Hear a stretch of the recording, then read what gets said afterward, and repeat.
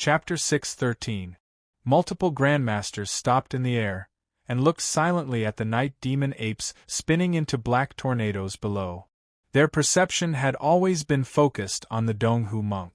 This monk from Donghu was the only person in the world who could face the Yuanwu emperor head-on. While he was meditating with his eyes closed, if they attacked, this Donghu monk still had the power to kill them when he opened his eyes. It took countless years of hard work to become a grandmaster. Even though they were not rare in the few great wars in human history, grandmasters themselves cherished their lives very much. If there was no reason for them to die, no one would take the risk easily.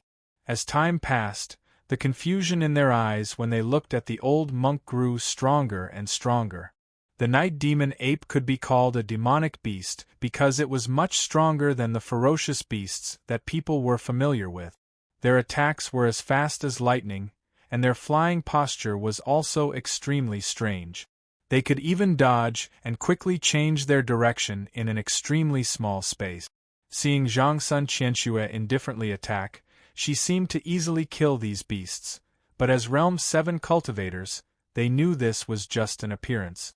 They could even feel, as though they were there, that every strand of flesh in Zhang Sun Qianxue's arm became sore, painful, and stiff. Zhang Sun Qianxue's face was very pale. She crushed a pill bottle with her left hand and swallowed a milky white pill into her stomach. A fresh presence quickly spread from her abdomen and spread through her entire body. This aura caused the heartbeats of the grandmasters who were waiting above to speed up a little. This was the truth-returning pill. It was a kind of elixir made from dozens of extremely precious elixirs. Among them, more than 10 elixirs came from overseas, and several of them had already gone extinct. This kind of pill had astounding effects on replenishing energy and healing wounds for cultivators. Even decades ago, there were only a few pills in Chongling, and they belonged to the imperial family and the strongest old nobility. The other was the legendary eldest miss of the Gongsun family. It was not surprising that she had such an immortal-level pill, but if she was forced to use such a pill, it meant that she had been squeezed to the limit. Either flee or attack. At this time, this Donghu monk was still meditating with his eyes closed. Then what kind of chance was he waiting for? The grandmasters were even more puzzled. Fu Su's face was paler than Zhang Sun Qianxue. One was due to his injuries, and the other was that this simple and repeated bloody killing made him feel like vomiting, and could not breathe smoothly. The torn flesh and limbs of the night demon apes gradually piled up, and the sticky blood soaked through his shoes. Later, he unconsciously stood on the limbs of the night demon apes, and these relatively intact limbs piled up under him, Ding Ning and the others. The Donghu monk seemed to know nothing of the outside world. These broken limbs piled up to his waist, and slowly buried him. You should have never been to Jiaodong Commandery. What the grandmasters could not understand was that in a situation like this, where more people or armies could come to kill him at any time, Ding Ning still maintained his calm.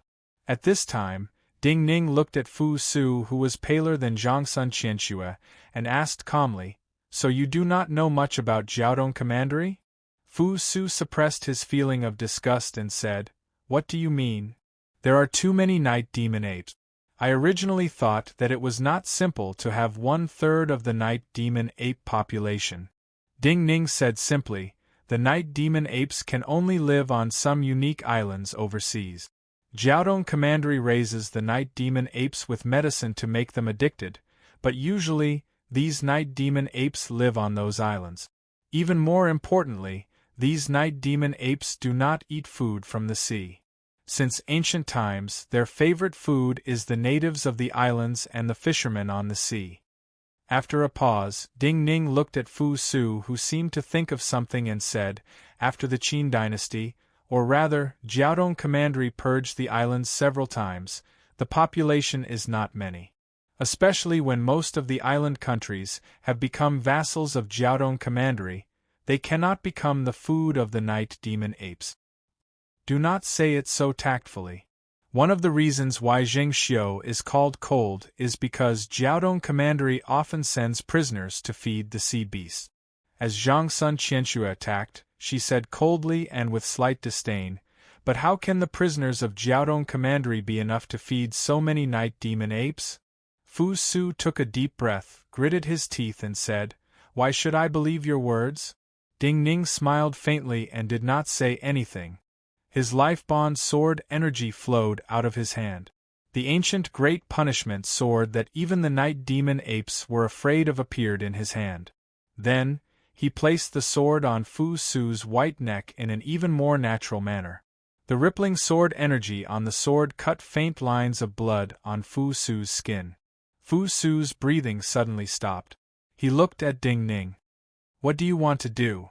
The Grandmasters in the sky also felt a chill run down their spines as their mental states fluctuated. "Since these night demon apes were sent by your mother, then I want to see her intentions. Killing the enemy or the life of her son, which is more important?" Ding Ning looked up and said coldly and expressionlessly, "Let these night demon apes leave, otherwise I will kill him." "You?" Fu Su was so angry his entire body trembled, and he could not even curse shamelessly. "Do not doubt my determination," Ding Ning still looked up and said slowly. "How did she know something like this would happen?" Fu Su shouted. "What happens here spreads too quickly and does not have time to reach Chongling. Even so, how can you see her intentions? If some matters are more important than the battle itself, the speed at which news spreads will surpass your imagination." Ding Ning said calmly, "Even more importantly, her subordinates' reactions can often reveal her intentions. Their guesses about her intentions can represent many things." Flames of anger flashed in the eyes of the Grandmasters in the sky. "Are you really that person?" A Grandmaster could not help but shout. "I do not believe that person would use such despicable means." Hearing this, Ding Ning smiled disdainfully. "Do you really believe that a person can be reborn after death?" The Grandmasters stilled at the same time. After a moment of silence, the Grandmaster who had spoken said, "But since the Holy One has said so today, I fear that most cultivators in the world will think that you are that person's rebirth. Your words and actions represent that person and the Bazin Kendo ground. If your actions are shameless and despicable, will many people still follow you and the Bazin Kendo ground like in the past?" "Everyone has their own eyes," Ding Ning said calmly. "If you say shameless and despicable, maybe people will think you are smart. You should know that when that person died in Chongling, many people felt that he was very stupid and idiotic." The Grandmasters sank into silence. They had no words to argue. Ding Ning did not look in their direction, and looked at his sword. Beads of blood started to appear on his sword. Several angry howls resounded in the air. The group of night demon apes suddenly scattered in fear, like countless puffs of black smoke burning in the air. "I just do not understand. Since you used such shameless means, why did you not use it earlier, and wait until now to use it?" Fu Su felt threads of pain on his neck, and shouted furiously as he looked at Ding Ning's eyes. Chapter 6:14. Ding Ning looked back into his eyes and said, "Other than me, no one knows the true secret of the 9-death silkworm, not even Yuanwu. Yet, he publicly concluded that I was that person's rebirth in front of so many people. He did not just need to find a reason to kill me in that situation, he also wanted to see what kind of change would occur, and how many people would stand on his side, and how many would stand on my side. For him, the forces that grow in darkness are like parasitic vines that attach themselves to trees. For his empire and his ambitions, it is naturally much better for them to be exposed and uprooted rather than slowly and freely growing."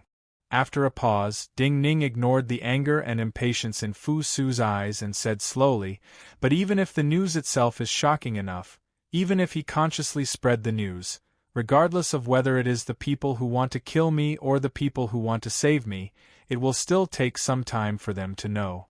He needs time, and I also need time to let people know where I am." Fu Su was stunned and then understood. He sneered. You need time to let people detect the movements of these night demon apes and where they passed, so the people who want to save you can find you. A very good idea, but have you ever thought, in order to save you, many people will die? Sacrificing other people's lives so you can live. Is this the so-called kindness and justice of the Bazin Kendo ground? Do not be so excited. Ding Ning slowly put away his sword and said calmly, our situation is equivalent to waiting for death at the Qinchu border. Even if I do not do anything, with Yuan Wu's help, the news will quickly spread. Those people will still do what they should do. What I can do is make them more efficient and maybe reduce the danger. If many people die on this path, then all I can do is to make their deaths as worthwhile as possible. Fu Su's chest rose and fell violently. He still felt that Ding Ning's words were shameless, but in terms of bickering, he felt that he could not compare to this person in front of him. I believe some of the things you said now, things like coming back from the dead, are too uncertain. You are not similar to Wang Jingmeng at all. He took a few deep breaths and said viciously, back then, many people thought that Wang Jingmeng was stupid because they thought that if Wang Jingmeng endured for a few more years, he would be able to get revenge when he reached Realm 8. But he had fought his way into Chongling for the lives of some people. He would rather die than have others die for him. Therefore, even though the Bazin Kendo ground was destroyed, it still won the respect of the world. Let me correct a few of your statements, Ding Ning said seriously and sternly. The Bazin Kendo ground did not just win the respect of the world alone. He also fought his way into Chongling because he was forced by the situation. If there were enough people like you in exchange, and Yuan Wu and Zheng Xiu could accept the exchange, he would not have entered Chongling to die. Some things can threaten him, but not Zheng Xiu and Yuan Wu. The conditions are not equal at all. Then didn't you want to see my mother's intentions, to see if she cares about my life and death? Do you see it now? Fu Su wiped away the blood that flowed to his collar and stuck to it. He pointed angrily at the sky and asked Ding Ning. I also do not want you to die. Ding Ning said, I hope that her attitude towards you will always be like this, especially when the news from Yuan Wu reaches her ears. Fu Su chose to shut up. He felt that there was no meaning in arguing with such an annoying person. Also, he could not win. You are very kind. I hope that you will always be like this. But Ding Ning did not want to stop here. He slowly said, but kindness does not mean stupidity. You have to be completely blinded by some things. Previously, when I told you about her cruelty in Jiaodong Commandery, and her helpless choice back then, I was reminding you that my guess is that you may have been abandoned by her. Some beautiful things are not as beautiful as you think. If you really want to be the emperor of the Qin dynasty in the future, then you cannot look at things as simply as you do now. Fu Su laughed in anger. You are teaching me? You are using my life as a threat, and you want to teach me? I am just asking you to accompany us on this journey. Ding Ning looked calmly at his face and said softly, the greatest possibility is that we will die, but you will live in the end. Or we will walk this journey together. If we live, you will naturally live. Regardless of the possibility, I hope that the path we have walked will have some effect on your future. Ding Ning looked at the stunned Fu Su and said. Fu Su breathed heavily, not knowing what he was feeling. Silence fell again. Actually, there is an important question that you did not ask. Because in your view, this question is an insult to Zheng Xiu. Ding Ning looked away from him, and at the night sky where many night demon apes were flying. He said softly, You do not care if you are Yuan Wu's son? Fu Su's body immediately froze. When Ding Ning said the first half of the sentence, he already knew what Ding Ning really wanted to say. This was the true terror deep in his heart. If that possibility was true, then that was something he could not face. Ding Ning knew how he felt right now. He did not wait for Fu Su to speak and said softly, Of course you are Yuan Wu's son, and not that person's son. But the key is, even if Jing Xiu knows, Yuanwu will not believe it. His cultivation has reached realm 8. No matter if it is perception or touch of energy, it is not something ordinary grandmasters can imagine. Ding Ning looked at Fu Su, whose lips were turning blue. He said slowly and clearly, "He can immediately sense my true bone age, and know that there was at least 2 to 3 years between my birth and that person's death. But he still deduced that I am not that person's heir, and most likely that person's rebirth. Since he believes that there is such a possibility, then he naturally believes that Jing Xiu has some way to hide her pregnancy. Even more importantly, he does not believe Jing Xiu, and does not completely understand her secret. If my father really suspects me, is that not because of your shameless methods?"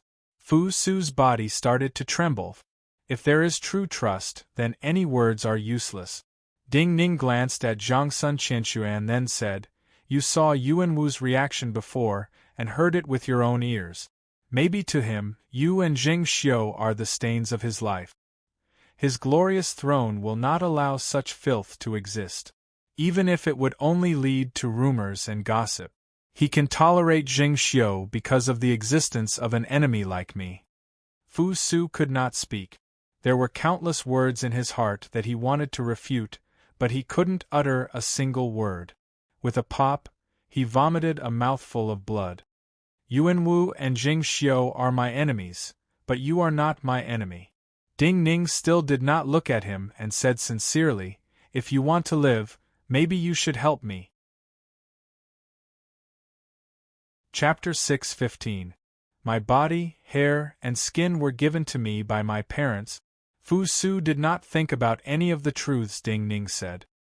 He bowed his head and said, "If my death can bury an enemy like you that they worry about, then I am willing to die." Ding Ning did not say anything else. His mood was very calm. From a certain point of view, he was even slightly comforted because he had not misjudged Fu Su.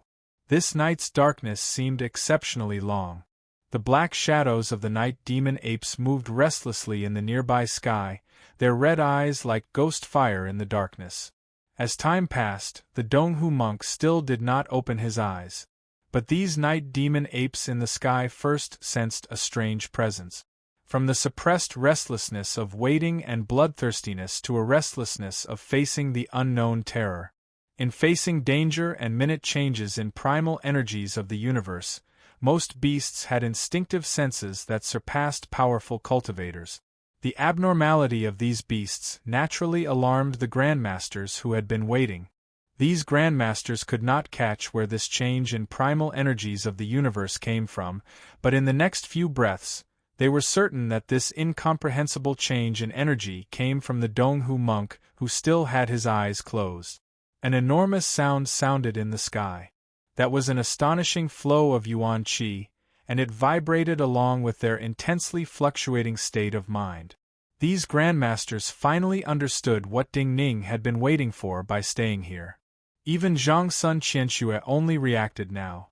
As the enormous sound sounded in the sky, she looked in shock at the Donghu monk next to her and asked Ding Ning, "He is not healing, but having a breakthrough?"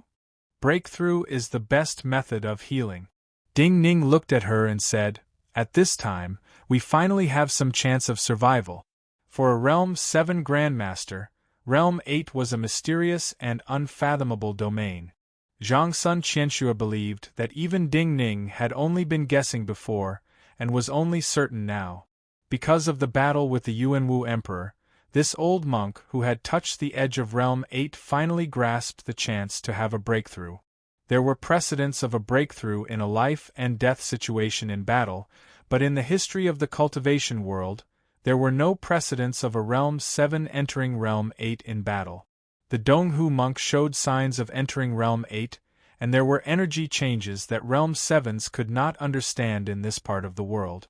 There might be a second cultivator in the world who entered Realm 8, and this Realm 8 cultivator would be the attendant guarding Ding Ning. But at this time, Ding Ning and Zhangsun Qianxue did not have any warmth or ease. No one could predict how long it would take for him to have a breakthrough, and the many grandmasters waiting would not allow him to have a breakthrough. The majestic sound in the sky, which was purely caused by the movement of the chi of heaven and earth, instantly turned into all kinds of sharp sounds of cutting through the air, and then turned into violent killing intent.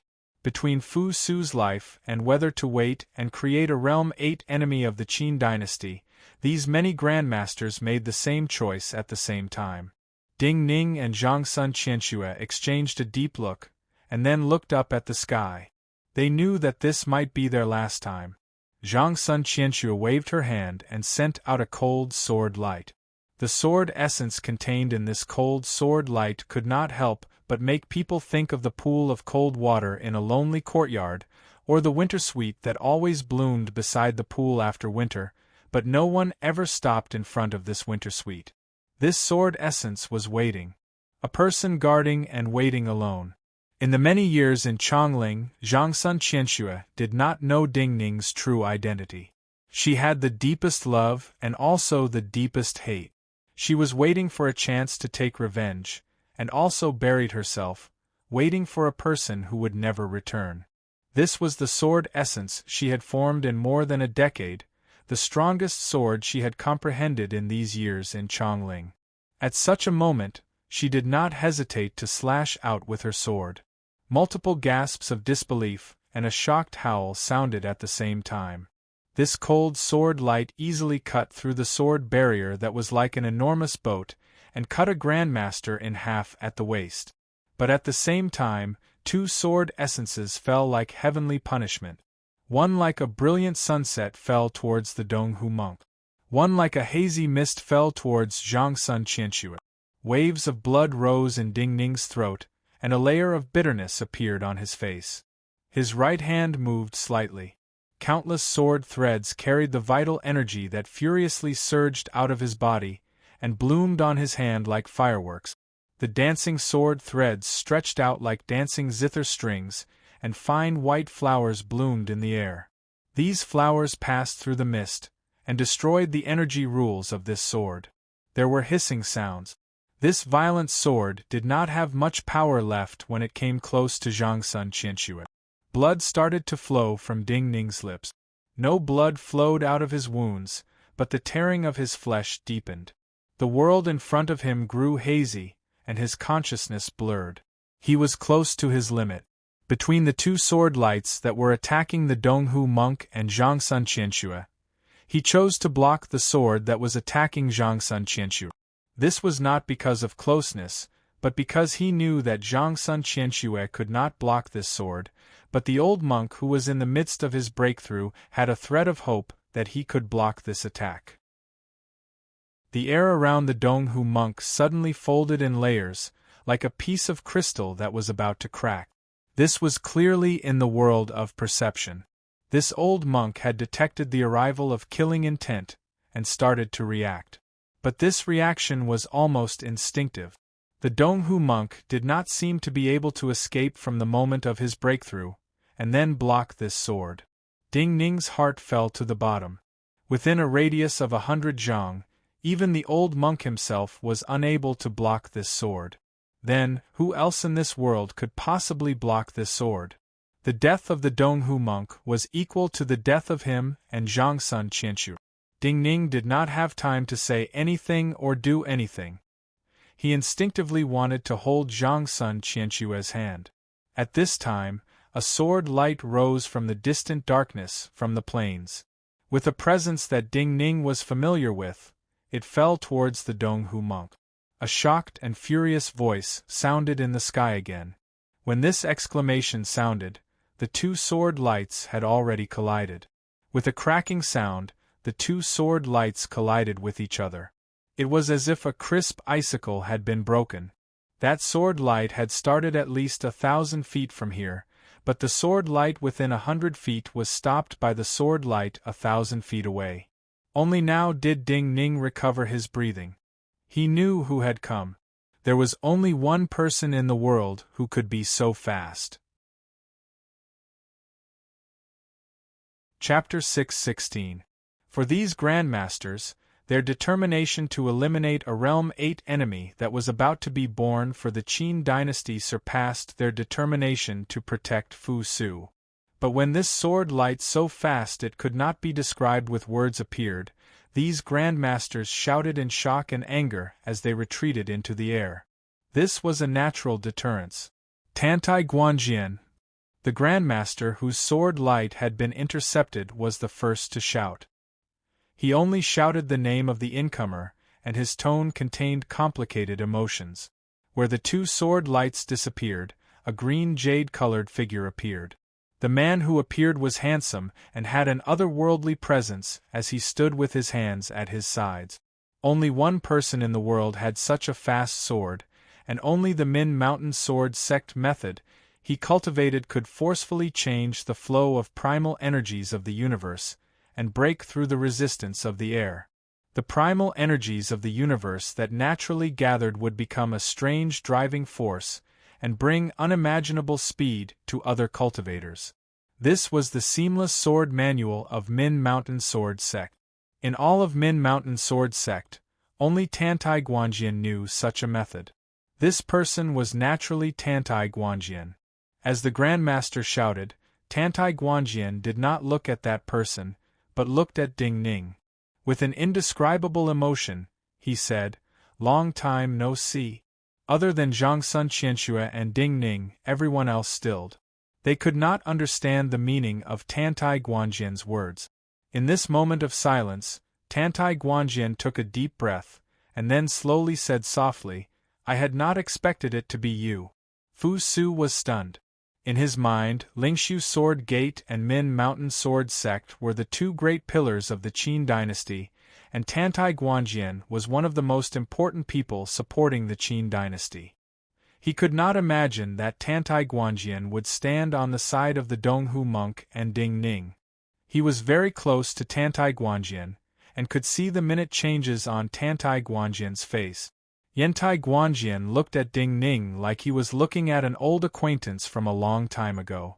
Of these people, Ding Ning knew best the emotions contained in Tantai Guanjian's word.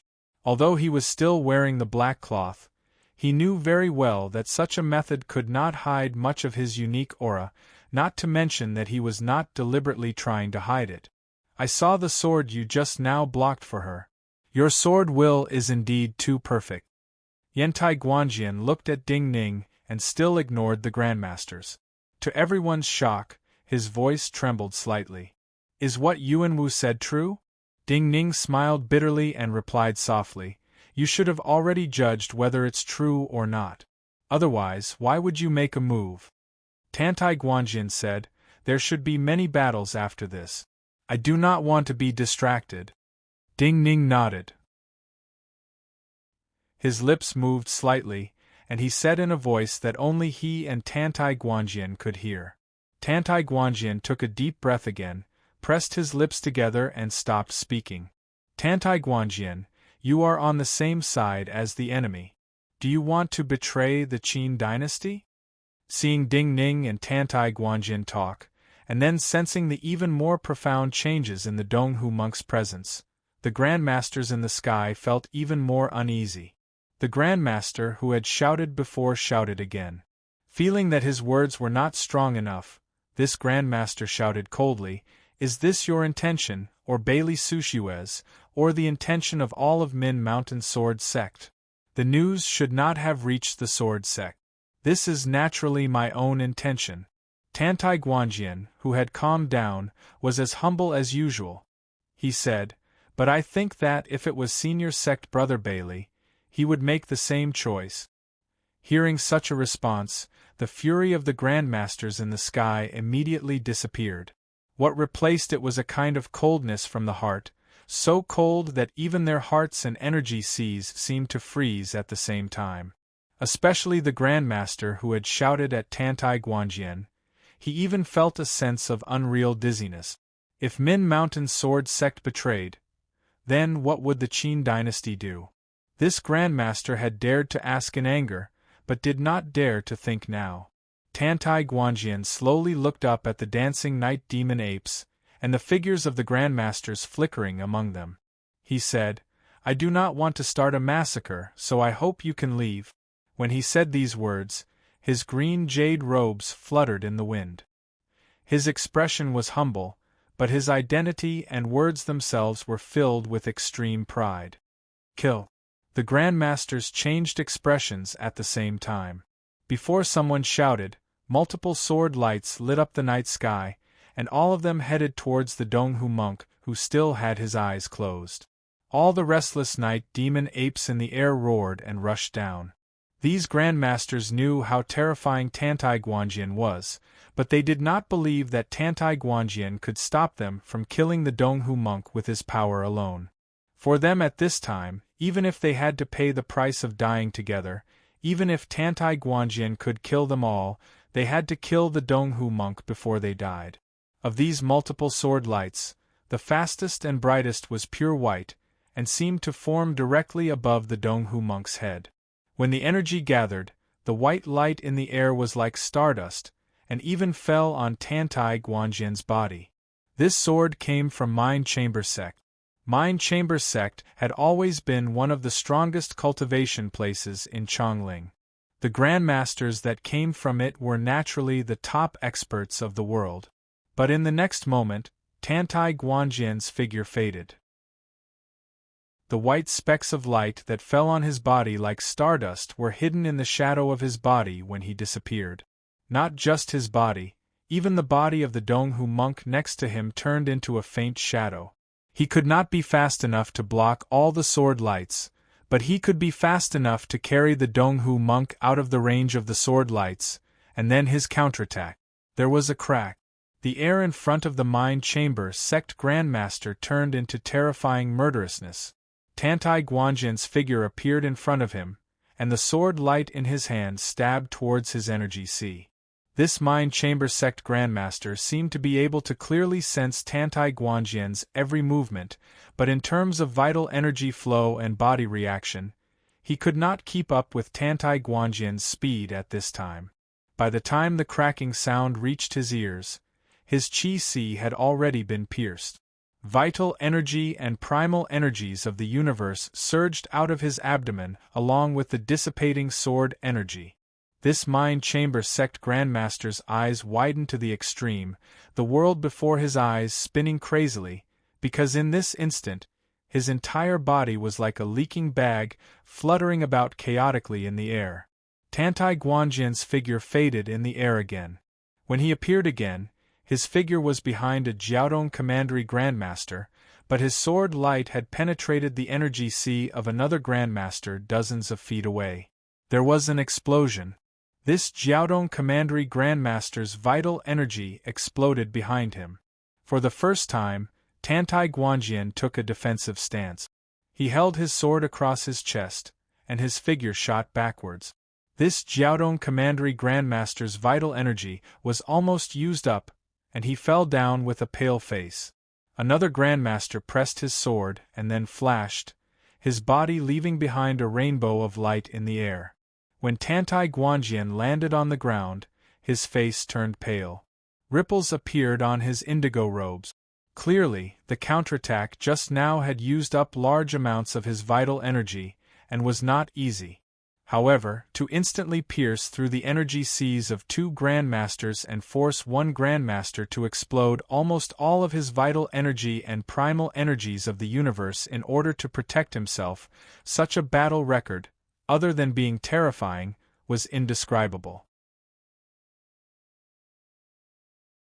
Chapter 6:17.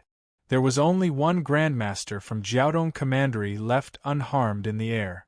In extreme shock and fury, this Jiaodong Commandery Grandmaster's lips were pressed together, and the primal energies of the universe came out of his mouth to make a whistling sound. The sound wasn't loud or sharp, but it was very rhythmic and had amazing penetrating power. The whistling sound rippled in the air, like countless arrows moving in the air. It even brought out countless white whirlpools like white foam on the surface of the sea. Like an echo, many strange roars came from the forest in the distance at the same time. Moisture rose and some faint lights were flickering. The distorted lights and shadows were like innumerable indomitable monsters swaying and dancing under the heaven and earth sword. What is this? Zhang Sun Qianxue frowned deeply. She turned to ask Ding Ning with a grave expression. In her perception, along with the appearance of those distorted and flickering shadows, there was also a terrifying aura that seemed to come from the primordial era. It is a soaring snake? Before Ding Ning could speak, Yantai Guanjian said softly and simply. It actually… Zhang Sun Qianxue only said 2 words. The soaring snake was not a snake, but a monster of legend. It was one of the strongest beasts of the sea, a type of serpent dragon. Most serpents that could fly relied on wings, flesh wings, or the wide fins of some fish in the sea to glide. But this kind of beast was like an enormous python. Other than the triangular black scales wrapped around its body, it did not look any different from ordinary snake. It could easily fly, relying on its use of primal energies of the universe. Its control of primal energies of the universe could cause it to create wind and rain, and make its enormous body light. Extremely tough keratin armor, in the cultivation world long ago, was directly used by cultivators to make armor, able to resist the cutting of most sharp objects in the world, even able to directly resist some types of primal energies of the universe. This kind of beast was not something the present night demon apes could compare to. Simply speaking, the so-called serpent was a reference used in the cultivation world to divide the power of Realm 6 and Realm 7 cultivators. Most Realm 6 cultivators in the world could not kill a serpent on their own. Only Realm 7 grandmasters could enter the wind and rain, break through the cold ponds or deep sea, and fight the serpent. What made Zhang Sun Qianxue's emotions complicated was that the terrifying presence from the twisting shadows was not just 1 or 2. In the cultivation world she was familiar with more than a decade ago. Even if Jiaodong Commandery had mastered some powerful sea beasts, they did not have the ability to control a group of soaring snakes like this. What infuriated and displeased her the most was that the woman she hated the most in Chongling always had a backup plan. Just when she felt the other had used all her moves, the other would always have a backup plan, as though there was no end to it. Don't. At this time, the Jiaodong Commandery cultivator, who had been forced by Yantai Guanjian to use all of his vital energy and primal energies of the universe to protect himself, looked up at the Jiaodong Commandery Grandmaster, who was summoning the soaring serpent. Then he shouted, "It is useless now." His status seemed to surpass the Jiaodong Commandery Grandmaster in the air. Hearing his 2 shouts, the Grandmaster, who was whistling furiously in the air, suddenly stopped. The whistling stopped immediately. This was undoubtedly the correct choice. These serpents were powerful, but Tantai Guanjian's power had not been used to a certain extent. When Tantai Guanjian was still strong, his sword essence could kill many serpents like this. But when he was as weak as Zhang Sun Qianxue, these serpents could show their terror. Hearing these people's conversation and shouts, Fu Su's mind was shaken. Chongling was like a hotbed, and this kind of place of life and death was promoting his rapid growth. People like Zhang Sun Qianxue and Yantai Guanjian were extremely powerful in his view. Usually, if there was a cultivator like this, it would be enough to completely change the situation of a side. But in front of the power of Jiaodong Commandery, this kind of cultivator seemed minuscule. What was likely to happen now was, when these powerful enemies were used up, there would be a group of top Realm 6 serpents waiting for them. Only then would they enter battle. At that time, the scales and power of the serpents would show their power. "I really do not want to kill you." Tantai Guanjian looked at the quickly fading shadows in the distant forest. He looked at the Jiaodong Commandery Grandmaster, who was almost out of energy, and said seriously, "We are all Qin people, and it is not easy to cultivate." This was not an exaggeration or pretense. He had been merciful in his previous attack. He had only pierced the energy seas of the 2 cultivators, and had not killed them. The Jiaodong Commandery Grandmaster knew what he meant. But when he met Tantai Guanjian's gaze, The Jiaodong Commandery Grandmaster said directly, "I am prepared to die. You cannot change the result even if you kill us. Both the remaining night demon apes and the soaring snakes are controlled by someone. She will take revenge for us." As Tantai Guanjian frowned slightly, the Jiaodong Commandery Grandmaster said firmly, "From now on, Min Mountain Sword Sect will be Jiaodong Commandery's mortal enemy. Min Mountain Sword Sect will quickly be uprooted from Chongling, and the sect will cease to exist." When his voice filled with determination and viciousness rang out, the night demon apes that were originally falling like rain instead scattered in all directions, leaving this region of the sky first. Tantai Guanjian's eyes lit up. He attacked. The only remaining Jiaodong Commandery Grandmaster in the sky screamed, the air behind him shattering like a mirror. With a soft pop, 3 Tantai Guanjian's figures flashed around him. This soft sound came from his energy sea. A bloody mist bloomed in his energy sea like a bright flower. Tantai Guanjian's figure returned to Ding Ning's side in the next moment, but a sword essence still flowed in the darkness. The energy sea of the Jiaodong Commandery Grandmaster, who was almost out of energy, was pierced by the sword essence. Tantai Guanjian had not killed one person, but destroyed the cultivation of all these Grandmasters. How many people can there be? Zhang Sun Qianxue looked at Tantai Guanjian, who had a calm but gradually paled face, and asked. Tantai Guanjian responded, 2. No more than 7 swords. Zhang Sun Qianxue looked at him and said, "This is what some people speculated about you back then. They speculated that your greatest power was to kill 7 realms, 7 grandmasters in a row." Tantai Guanjian was silent for a moment and said, "This speculation is correct. The ones who made this speculation back then were the Jiaodong Commandery Jing family that we call country people."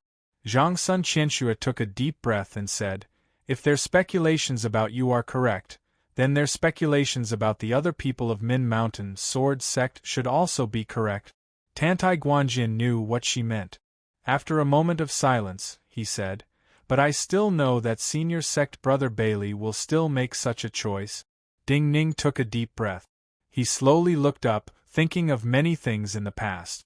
Thinking of that jar of wine, his nose felt sore. At this time, there was a soft pop. This sound came from the Donghu monk who was sitting cross-legged. This sound also came from his energy sea. The previous sound represented the rupture of his energy sea, the return of countless years of bitter cultivation. But this time, the sound came from the depths of his energy sea. It was as if something had been broken and then reconstructed. A wave of energy was expanding endlessly in his body. Chapter 6:18. There was a calm lake deep in the Yin Mountain. The lake was high up in the mountain. The water was blue, milky and creamy. It was surrounded by trees, and the surface of the water did not ripple. Like they were responding to each other, when there was a soft pop in the Donghu monk's body, there was also a soft pop in the calm lake. A unique presence was released. A glowing bubble floated up from the bottom of the lake, and then exploded the moment it was dehydrated, turning into a wisp of clear energy. This lake was hundreds of miles away from the Donghu monk, but at this time, the Donghu monk could clearly sense it. That wisp of clear energy appeared directly in his energy sea. Like a seed, clear energy formed in his energy sea, passed through his body, and carried his consciousness outwards, reaching infinitely high and passing through the world. The Donghu monk went to many places he had never been before. He was instantly in a vast desert without water, and then in the depths of a volcano, or at the bottom of an extremely cold lake. He saw many life and death that he usually could not see, the astounding reproduction of insects, the residual energies and effects of some powerful beasts after their death. He was dazed like he was among the stars, and saw many flowing stars and starlight pass through his body, like they were piercing his soul. Passing through the unknown, seeing countless things in an instant, there was great terror inside. But the Donghu monk, still sitting cross-legged on the ground, felt endless joy. He clearly knew what had happened. In this moment, he was full of smiles, and unspeakably benevolent. While he had not opened his eyes, he knew that his appearance right now was no different from the great sages recorded in the Buddhist scriptures. What is this feeling? Ding Ning knew what had happened. He turned to look at the old monk, and felt joy for the old monk. The old monk opened his eyes in joy, and bowed to Ding Ning with his palms together. He said softly and simply, "Seeing all beings." Then, he added, "It was as if I had seen God." Just these words, but for Yantai Guanjian and Zhangsun Qianxue, they were accurate descriptions. The two of them naturally thought of some scenes and felt something. Everything is relative. Being too fast or too slow is like changing time and seeing a different world. Ding Ning nodded to the old monk and replied softly. The old monk and Ding Ning's conversation was filled with countless opportunities. After saying this, the two of them looked at each other and smiled. The old monk stood up. When he stood up, the sky seemed to brighten a little. His figure seemed to expand endlessly, and a transparent holy light filled the entire world. The thousands of night demon apes were furiously fleeing. After Min Mountain Sword Sect interfered, the Jiaodong Commandery Grandmaster did not want these beasts raised by Jiaodong Commandery to die needlessly, and wanted to leave these beasts for a suitable time. However, just like how the lake in the depths of Een Mountain quickly returned to eternal calm after a bubble appeared, the chaotic world became absolutely calm at this moment. Light and time seemed to be frozen in this moment. The thousands of night demon apes in the air were all still in the air. The old monk's body shook. Bright light came down from the sky and merged into his meridians that seemed to have expanded countless times. Many lights did not fall straight down, but twisted in the air. Only from a great distance could one see that there seemed to be a huge staff in the sky. The thousands of night demon apes were suddenly pressed down dozens of feet in the air. They seemed to have been pressed down by the shadow of the staff formed by the light, but with this pressure, these night demon apes turned into bloody mist. Their weakest organs were crushed, and seeped out of their mouths, noses and skin. In the night, these vicious beasts turned into balls of blood, blooming in the air and then falling down. This was a scene from the purgatory of gods and demons, but the grand energies, perfect flows of energy, and profound transformations in this instant were extremely beautiful to the cultivators present. This kind of power that could overturn the world came from the natural changes and the response of the world when the Donghu monk broke through to Realm 8. In this moment, time seemed to follow the will of the heavens and was perfect. Even though the Donghu monk had truly reached Realm 8, he could not control such great power. Supreme One. There were many pairs of eyes looking at this grand scene in the night. When the thousands of night demon apes were pressed down by the giant staff and turned into bloody mist, a cultivator carrying a sword box called out worriedly to Yi Shao in front of him. Behind Yi Shao and him, there were many cultivators carrying sword boxes like him. Chaotic sword essences collided in the sword boxes. Each cultivator like him seemed to be carrying a snowstorm. Supreme Venerable was also an ancient title among the old aristocratic families, which represented absolute respect and submission.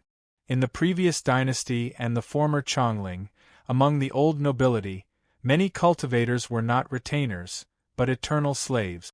These cultivators were the sword slaves of the old nobility, and were no different from death warriors. They would not serve two masters, and were extremely loyal. Many would commit suicide when their masters died. No matter. Yi Shao knew better than this sword slave what had changed in the Donghu monk. He knew what this sword slave was worried about, but he still shook his head indifferently. His eyes that were usually as calm as the deep sea burned with a hot flame. I did not think that I had the ability to kill them alone. I only need to trap them, and someone will naturally come to kill them.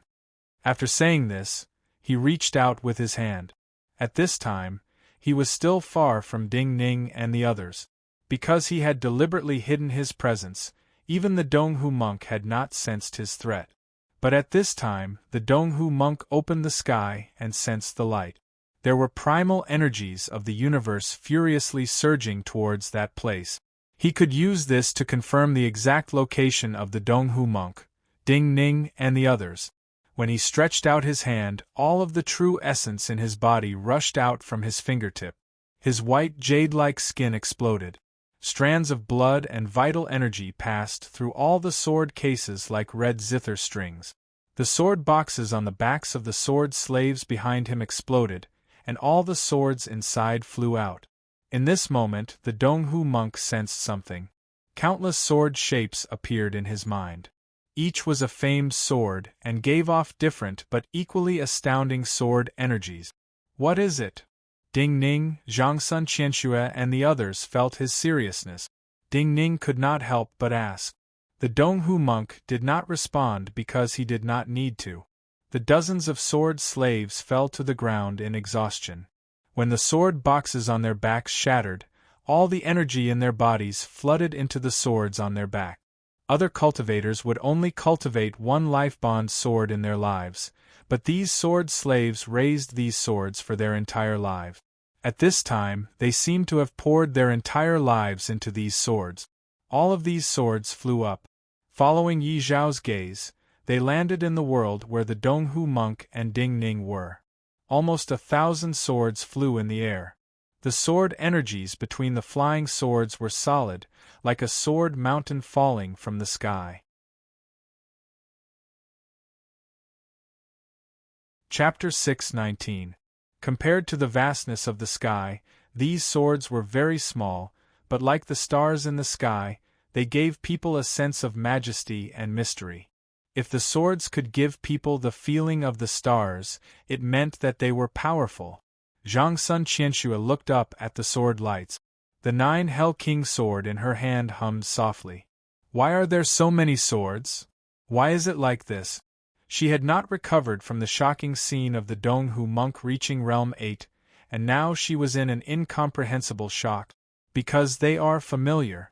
Ding Ning looked at her beautiful profile, and the 9 Hell King sword in her hand that was reacting naturally. He took a deep breath and said, because these swords were once enemies of the 9 Hell King sword, or comrades. Or, from a certain point of view, the 9 Hell King sword was once a part of these swords. It is the night owl. Zhangsun Qianxue reacted, and felt uncomfortable. These are the famed swords of the previous dynasty and the old Chongling. Ding Ning nodded. In each era, each dynasty, there would be many outstanding craftsmen and many top cultivators who created many famed swords. In the past, the Han, Zhao, and Wei dynasties had many famed swords. After the 3 dynasties were destroyed, the famed swords of the 3 dynasties belonged to the Qin dynasty and finally appeared in the Sword Valley of the Min Mountain Sword Trials. The Bazan Kendo ground had many famed swords. After the Bazan Kendo ground was destroyed, the sword horde belonged to Yuan Wu and Jing Xiu. There were also the famed swords of the old nobility that should not be ignored but had been forgotten. In reality, the old nobility had ruled the Qin dynasty for many years. In this long period of time, these old nobility had the strongest cultivators, and also created many famed swords. Things that could be chosen as swords by powerful cultivators were not ordinary, especially when most of them were nurtured as life-bond items. Even after the sword owner died, these swords seemed to be branded with a soul or tempered and strengthened.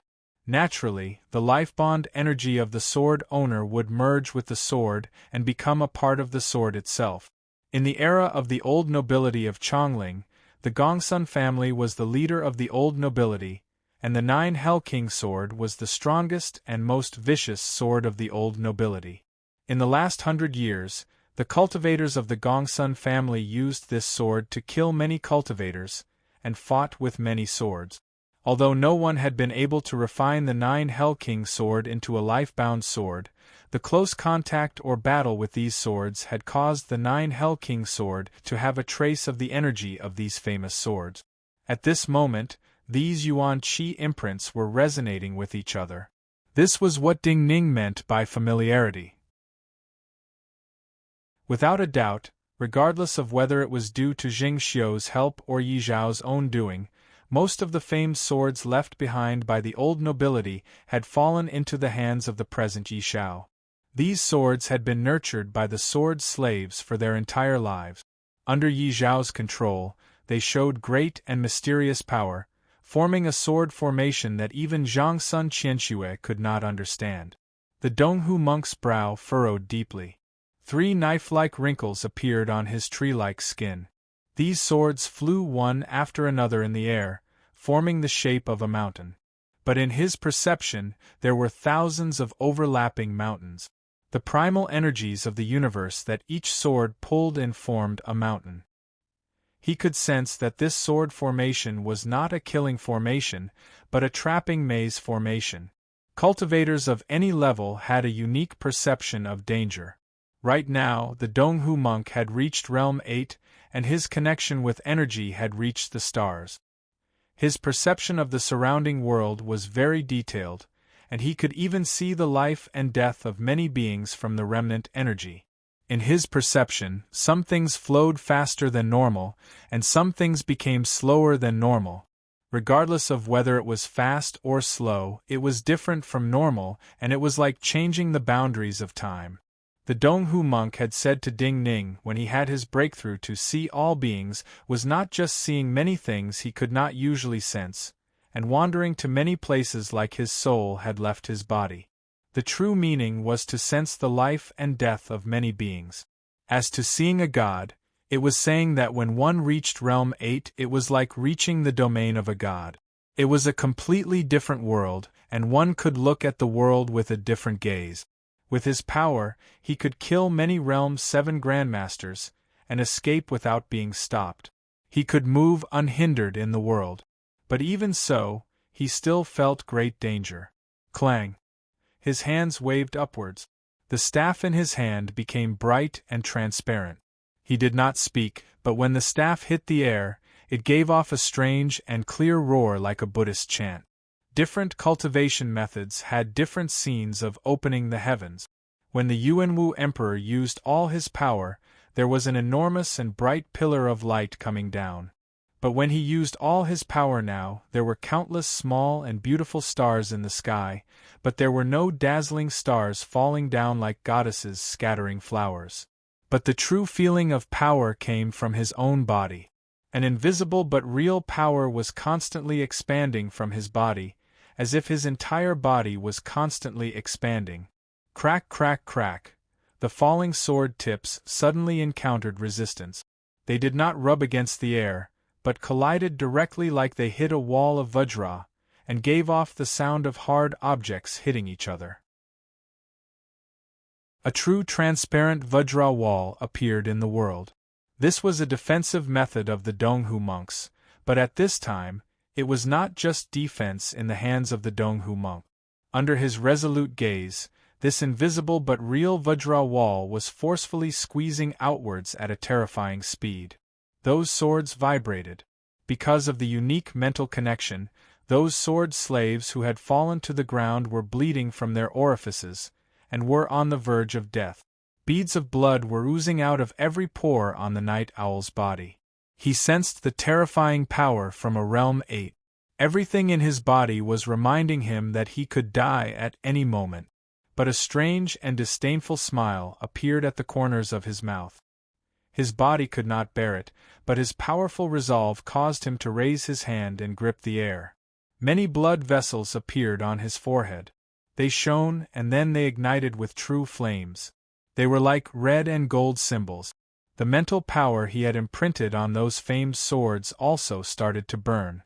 The seal scripts of each sword struggling in the air lit up, and burned with gold and red flames. Pew pew pew pew, all the famed swords collapsed in the air like paper swords, but all the energy still gathered into the shape of swords, and fell with even greater power. In the senses of Ding Ning and Zhang Sun Qianxue, the Donghu monk who was enormous in this moment, almost filling the world, was pierced by these swords. The Vajra wall was broken, and countless invisible swords that had lost their embryos fell. Every sword strike smashed on the ground with the weight of a mountain, raising a cloud of dust that was thousands of feet high. The Donghu monk's staff landed on the ground in front of him. The storm spun around them, but could not enter. Having not spoken for a long time, Fu Su, who was the weakest, felt his consciousness being torn apart by two kinds of power. He spat out another mouthful of blood and fainted. The clouds of dust stood in the air, supported by the energy, and did not dissipate. Ding Ning looked out and saw that there were thousands of mountains around him. Some of the light from the surging primal energies flashed on the mountain peaks like tiny lightning bolts, causing the tops of these dust mountains to become dim yellow and snowy white, like the sunset snow of thousands of mountains. This was what he was worried about the most. People who only lived for revenge were always the most terrifying.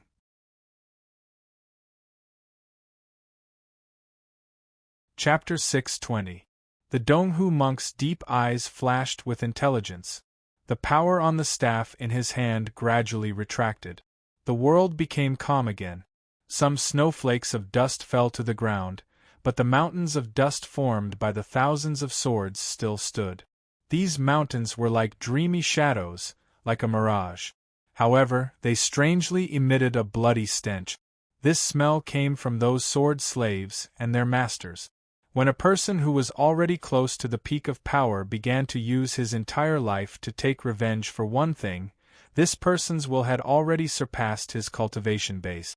The place where these famed swords came from, those sword slaves who originally could have become famous masters of this world, but who used their own vital energy and their past lives to nourish these famed swords, had all died. The skin of their master, Yi Xiao, was already blooming like a scorched tortoise shell. His qi and blood were almost drained, and the light in his eyes was gradually dimming. He was not far away from death. This sword formation did not just surpass his limits, it was a power of a completely different level. When it was completely formed, this sword formation had nothing to do with him. If this sword formation was compared to a towering tree, then he was just the nutrients that this towering tree absorbed during its growth. Theoretically, he was out of energy now, and should have died like the sword slaves.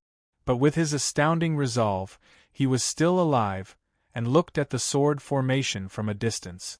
He had to live, he had to make sure people could enter this sword formation, and then he had to make sure he could see the death of the 9-death silkworm heir.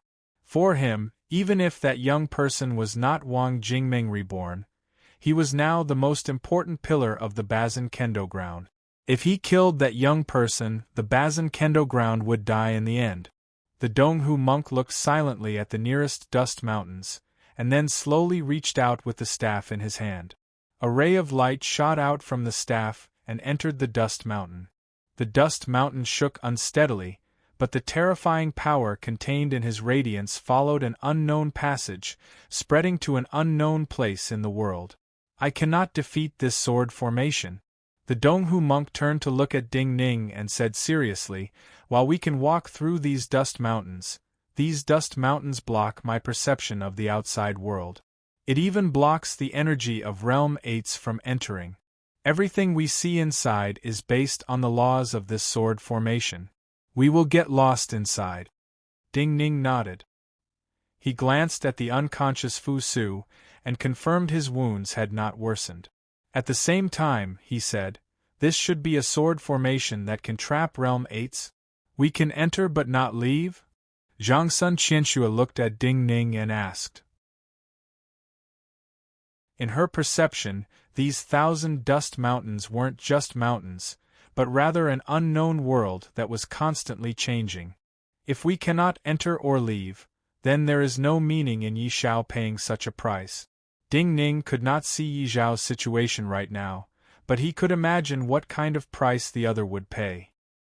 He frowned deeply and said, this sword formation is most likely like a well, and we are the frogs at the bottom of the well.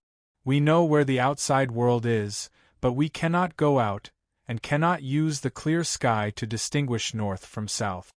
This comparison was not especially appropriate because Zhang Sun Qianxue knew that even the frogs at the bottom of the well could know where the sunrise and sunset were through the changes in light. but she knew what Ding Ning meant. Can you defeat this sword formation? She took a deep breath and looked at Ding Ning. To trap Realm 8s, one needs Realm 8's power. The formation itself is a method to increase a cultivator's power. Yi Xiao has not reached Realm 8s, but the formation formed by these swords is enough to trap Realm 8. Ding Ning shook his head. While I am infinitely close to Realm 8s, and have sensed some of the mysteries of Realm 8s ahead of time, I have not truly reached Realm 8. So I cannot defeat the laws of this formation. So we can only wait for people to come and jump into this well? Since he created such a magic array, the power of this magic array naturally can't disappear so quickly. Zhang Sun Qianxue put down the 9 Hell King sword in her hand, and allowed the pure and transparent longsword to stab into the ground in front of her. At this time, the dust mountains seemed to be frozen. There was no wind or snow in the world, and everything was calm.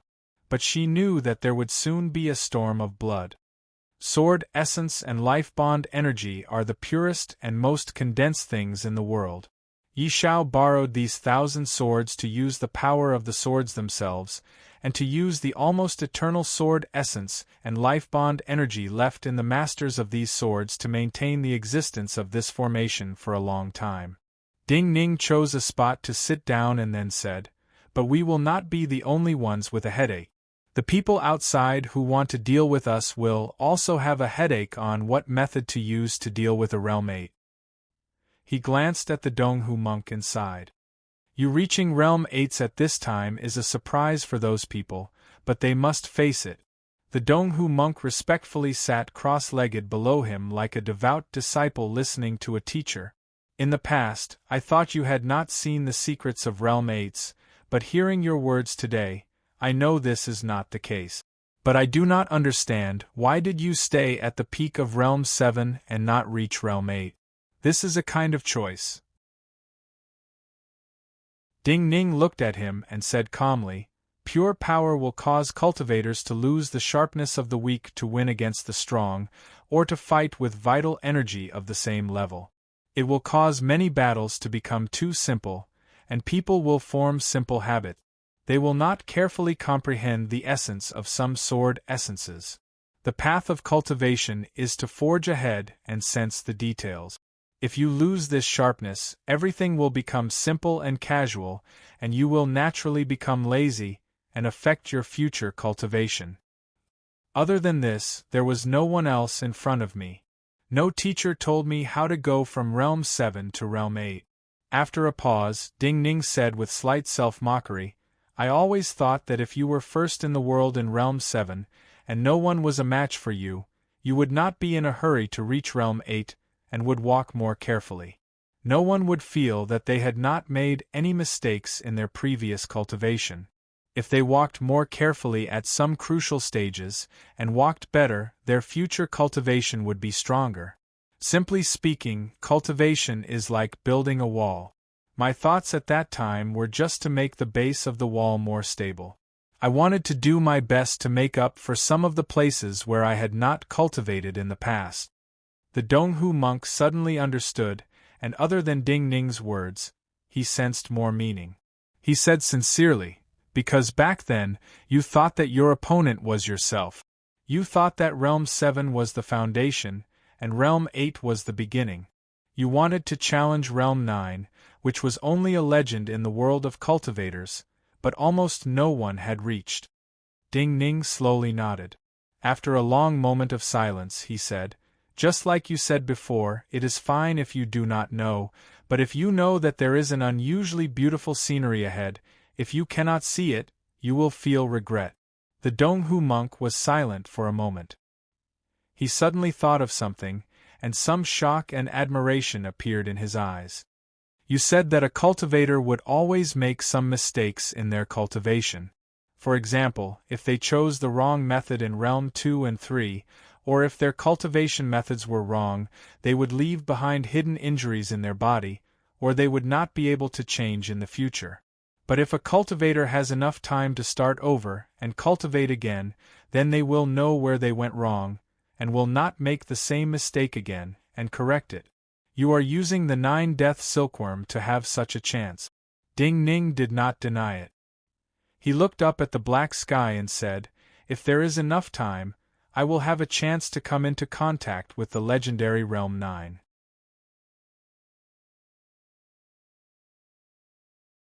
Chapter 621.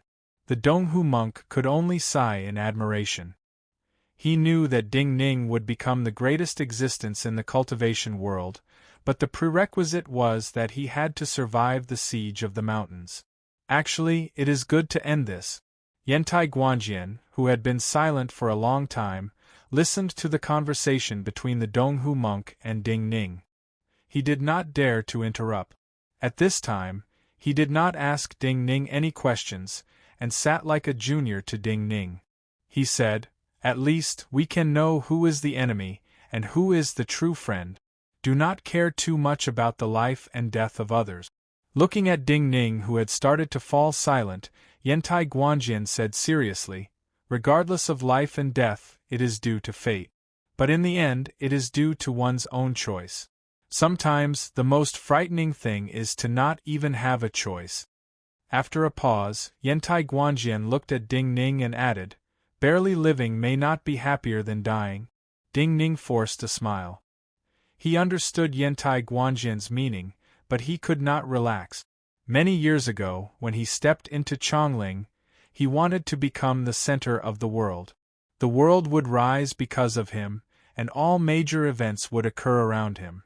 Maybe he would feel inexplicably excited and proud. But after experiencing so much life and death, and carrying such a heavy burden, his thoughts would naturally change. Ding Ning did not feel any hatred towards Yi Shao, who had caused this siege. Even if some things were just accidents and had good intentions, war and change had caused many people's misfortune. You have taught many people to use the sword. Back then, Chongling used the word perfect to describe your sword. Yantai Guanjian looked at Ding Ning, whose smile was fading. He hesitated slightly and then said seriously, "Maybe you can make me stronger." Everyone present knew what he meant. In such a difficult situation, if there was a way to increase his power in a short time, everyone's chances of survival would be greater. A person's vital energy cultivation and perception of the primal energies of the universe could not be increased in a short time, unless they were at the juncture of a breakthrough like the Donghu monk. The only thing that could rapidly increase a person's battle strength was the comprehension of sword scriptures and sword essence. If he could unleash the power of the sword move to the greatest extent, then this person's combat strength would very likely increase greatly in a short period of time. This was impossible for others, but it happened to be possible for Ding Ning to do it. What Tantai Guanjian said was a publicly acknowledged fact in the world of cultivators. Back then, that person had never publicly accepted a disciple, but at many stages of his cultivation, he had taught several people in the sword. Those people all became famous grandmasters in the world in the future, and the most familiar was Bureau Chief Yi Sealing. Hearing Tantai Guanjian's words, Ding Ning shook his head. In reality, there is no perfect sword essence because no one or anything can be truly and absolutely perfect. Flaws will always exist, but when you reach the pinnacle in certain aspects, these flaws will naturally be covered up. Yantai Guanjian could hear that Ding Ning was speaking from the bottom of his heart, but he could not understand and frowned. Sword essence is important. The essence comes from one's heart, so the key is to believe. Ding Ning looked at his slightly bewildered eyes and said softly, "In the records of cultivators, there is a story. There was an old woman who recited an energy refinement method like it was a scripture. She was not very literate and even misread many words. She did not understand many of the meanings, but she continued to recite for decades, and naturally formed vital energy. One day, a cultivator passed by. Seeing her misreading, he could not bear to see her misreading and patiently explained, correcting many of her mistakes. He thought that the old woman would be more skilled, but in the end, the old woman's skills retreated. After a pause for a few breaths, Ding Ning looked at Tantai Guanjian, whose eyes lit up, and said, "There are many versions of this story, but the meaning expressed is the same. Your sword essence is extremely fast, and is actually very perfect. What you lack is the last bit of confidence.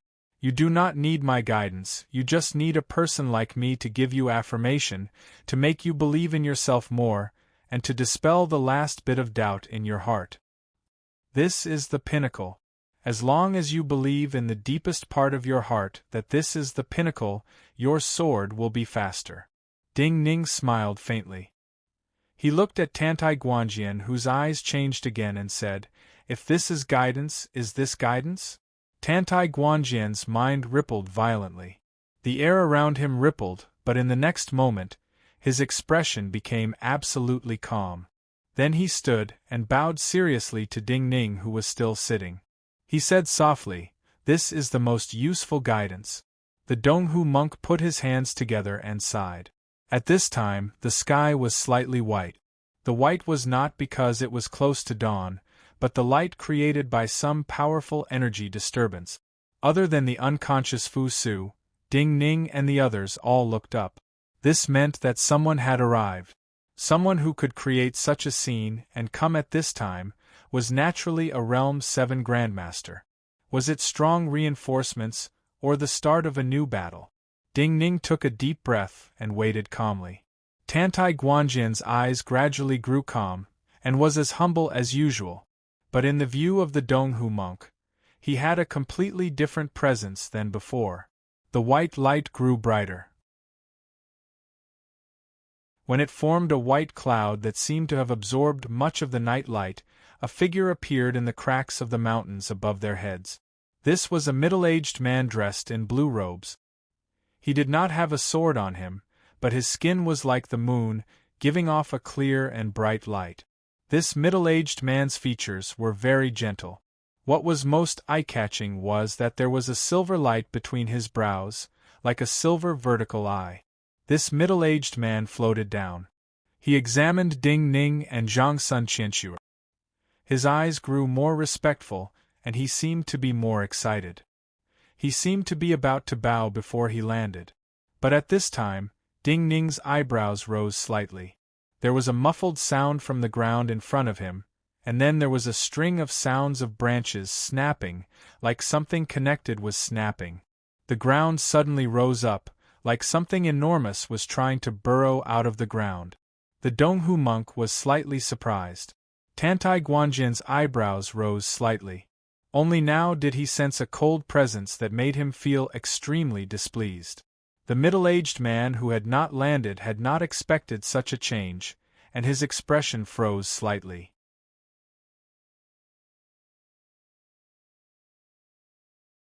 Chapter 6:22. Both the middle-aged man dressed in blue robes in the sky and the strange and cold power coming from the ground clearly came for Ding Ning. But at this time, neither side showed killing intent towards Ding Ning. The most direct killing intent came from the ground. As the ground rose, the killing intent was directed at the middle-aged man dressed in blue robes who was about to land. This middle-aged man dressed in blue robes was not weak. He immediately sensed it and naturally had killing intent. The two killing intents clashed in the air as if they were real, but Ding Ning and the others seemed to be uninvolved and had nothing to do with it. There was a loud explosion. The rising ground in front of Ding Ning and the others finally split open. Accompanied by gusts of dark wind, the ground dozens of feet wide flipped upwards like leaves in water. In the cracks of the earth, different gravestones appeared and rose up. More and more of these gravestones appeared, giving people the feeling they were endless and would form an enormous mountain made of gravestones. Yantai Guanjian had not known the identities of the two sides. He had maintained his wariness but had not interfered. But the moment he saw these gravestones appear, his mind shifted and he immediately understood who these gravestones represented. A silver longsword had already appeared in the blue-robed middle-aged man's hand. The runes on the silver longsword looked like a moon palace. The yuan qi that flowed between the runes looked like real white clouds. The moment he saw these gravestones, his face turned even paler than the white clouds. His respectful expression towards Ding Ning and the others suddenly turned to terror. He gave a shrill scream. The silver light at his brow suddenly expanded like a silver eye was about to open. 6 silver sword lights flashed at the same time on his sides. Then, like a peacock spreading its tail, they spread into thousands of silver feather-like sword pieces. Thousands of sword shards tore through the air with a terrifying sound, forming a massive waterfall of light that smashed into the ground. However, at the same time, the blue-robed middle-aged man's body seemed to violate the laws of nature. He forcefully reversed his fall and instead shot up into the sky at an astonishing speed. He wanted to escape. Originally, he had wanted to disguise himself as someone on Ding Ning's side. But the person underground wanted to kill him.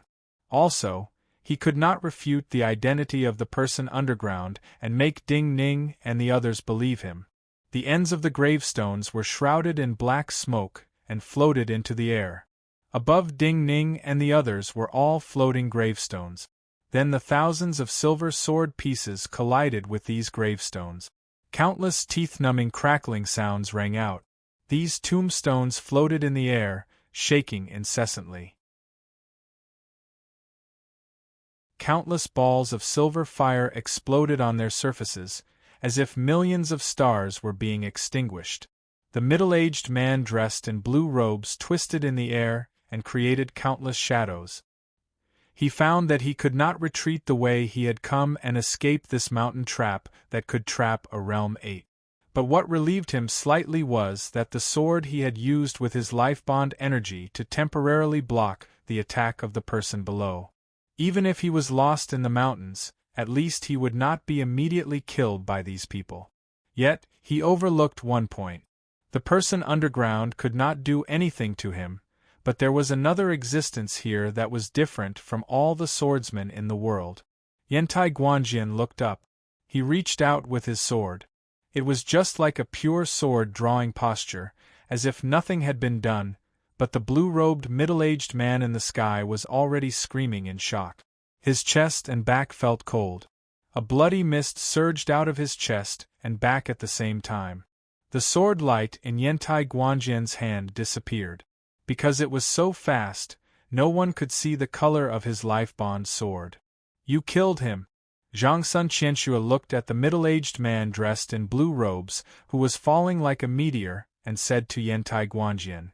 This was a waste of words. The middle-aged man's heart meridians were shattered. Even if he did not immediately die, falling from such a high altitude, his body would likely be torn apart.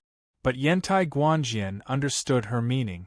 When he had attacked those grandmasters before, he had only pierced their energy seas, causing them to lose their ability to fight, and left them alive. Peacock Plume, this is someone from the Dugu Marquisate establishment. Yantai Guanjian glanced at her and explained, but he disguised himself as someone from the Flowing Cloud sect. The sect master of the Flowing Cloud sect, Chen Guanhe and Lin Zhujiu were old friends.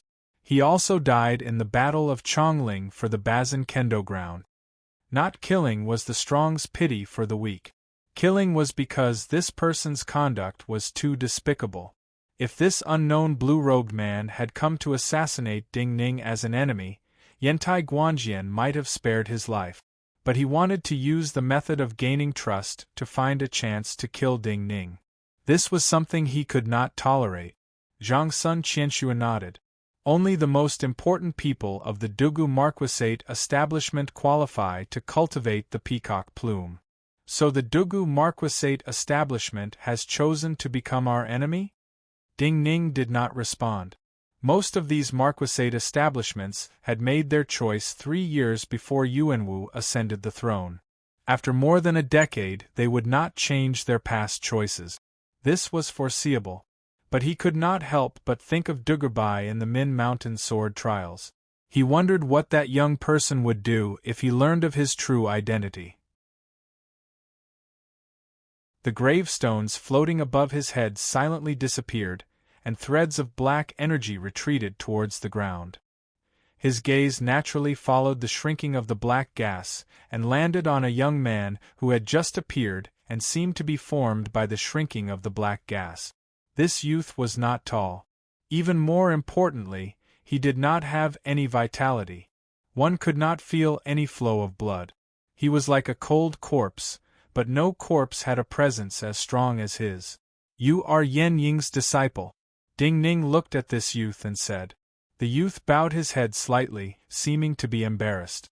But he still nodded and said, "Yes." Then the youth seemed to be tired, and did not say another word. He sat down next to Ding Ning, hugging his knees and burying his head in his hands.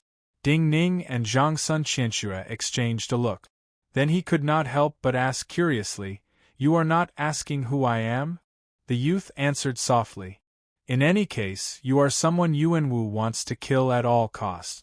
I do not care who you are, as long as you can kill Yuan Wu in the future."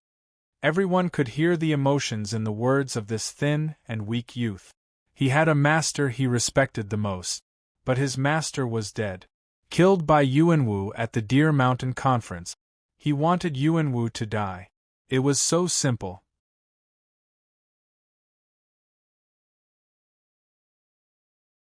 Chapter 623. Of course I want you to come.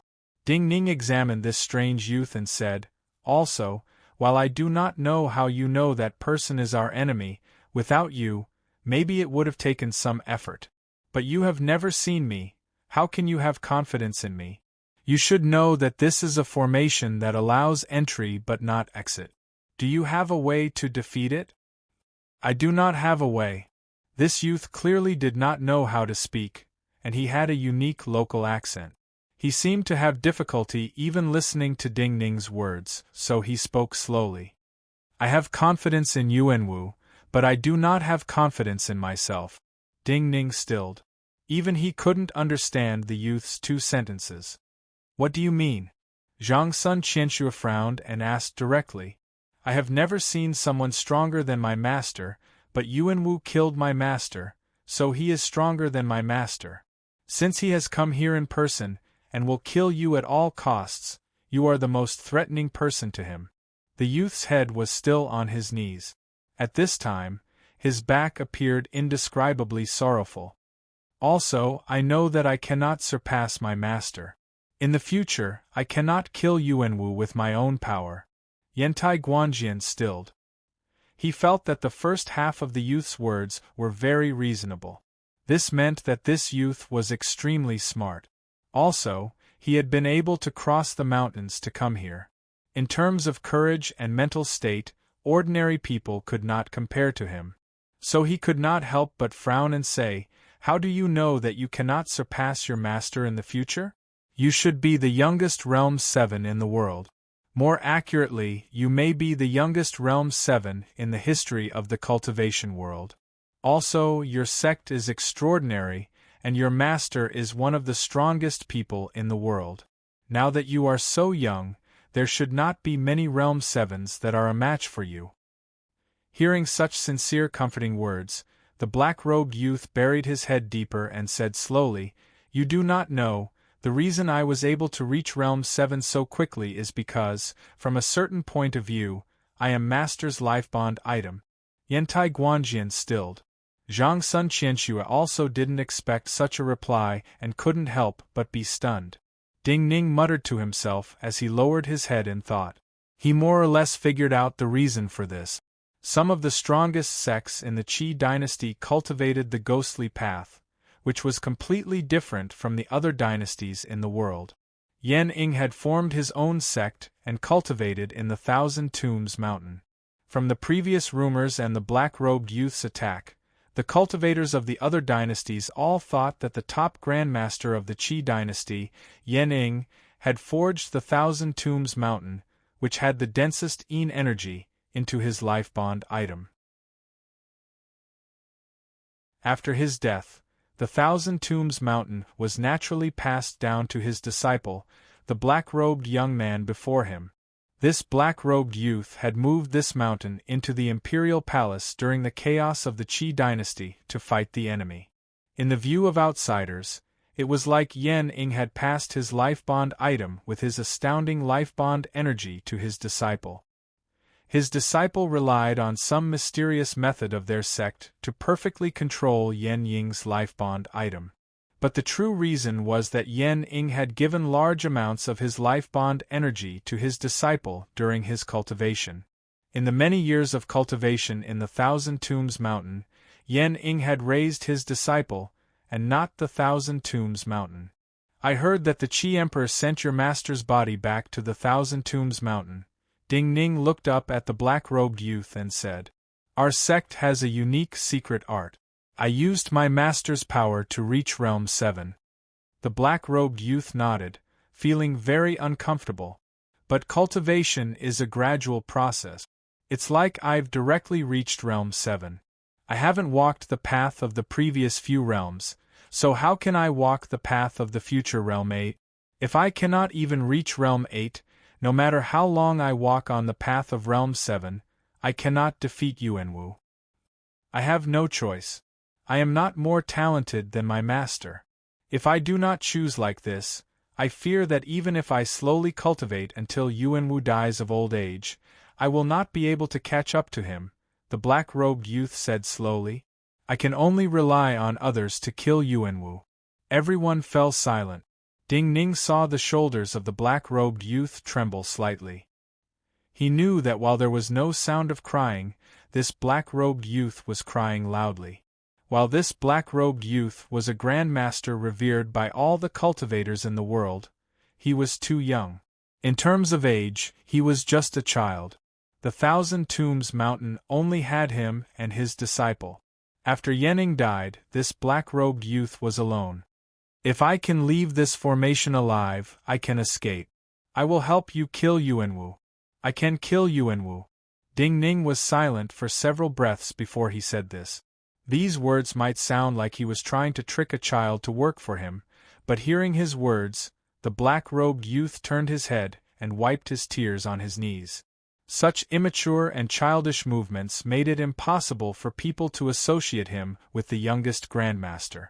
Then the black-robed youth looked up at Ding Ning and said, "It seems that you are really different from other cultivators. I think that you really are like Yuanwu said, the rebirth of that person back then, but there seems to be another terrifying thing in your body other than the 9-death silkworm. What is that? You clearly have an extremely powerful lifebond sword. Is that another lifebond item? Your master's cultivation method is extraordinary as expected." Ding Ning smiled softly and explained seriously. "That is not a lifebond item. It is the elixir of immortality from the Mountain of Ancestors." "Very strange. It is very similar to our energy," the black-robed youth said instinctively after a moment. Ding Ning had originally thought that he would continue to ask what the elixir of immortality was out of curiosity. Hearing the black-robed youth's words, he stilled. "But it seems completely different. It seems to be the product of some kind of transformation." The black-robed youth's eyes flashed violently as he tried to sense. Ding Ning frowned slightly. He pondered the meaning in the youth's words and was silent. "These swords are the remnants of the lifebond energies of the previous cultivators, and then twisted by the lifebond energies of the following cultivators. One sword is nothing, but when gathered together, it is very powerful." At this time, the black-robed youth seemed to fear Ding Ning's disdain and said, "I may not be able to reach Realm 8, but the methods of our Thousand Grave Mountain can be used like this in the future. I may be able to create an army." The last part of the words was difficult to understand, but the black-robed youth did not give everyone time to think. His gaze landed on the ground to the side. Large chunks of earth were flipped over. Many of the large chunks of earth raised by the black-robed youth's power stood like tombs. His gaze landed on a piece of earth. There was a bloody corpse. It was the Realm 7 Grandmaster that Yantai Guanjian had killed. A black energy suddenly appeared in the air. It seemed like a black tombstone had sunk down and landed on the corpse of the Realm 7 Grandmaster. A heart-palpitating scene appeared. Slowly, the Grandmaster sat up stiffly. I cannot have all of my original power, but with my life bond energy, there is at least a portion, the black-robed youth said as he turned to look at the shocked Ding Ning and the others. In the Yu dynasty, there was a ghost Taoist who said he could control corpses to fight. Your Thousand Grave Mountains methods are similar. Ding Ning calmed down and then asked the black-robed youth, "What is your name?" The black-robed youth thought. His master had not given him a name in his memory. He thought and said, "Qian Mu."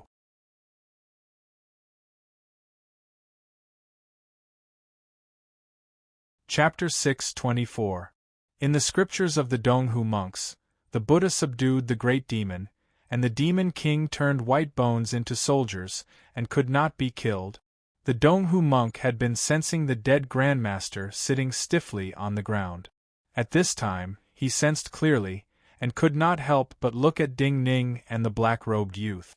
He said, "Previously, I thought it was just an illusion, and it was an exaggeration. But now, it seems that this Thousand Grave Mountains methods are true. If given enough time, he can even create an army. In this way, I was too narrow-minded. In the past, I was too ignorant." Ding Ning nodded and said, "In the cultivation records of Chongling, there are methods to turn beans into soldiers. For most cultivators, this is a myth without any basis. But in some of the ancient records, it is mentioned that this method uses a kind of bean from overseas. I think that those beans are special, and can hold the life bond energy of some cultivators. Unless you see it with your own eyes, how can you believe it?" The more Yantai Guanjian thought, the more incredulous he felt, and even felt cold inside. This ghostly cultivation method was too strange.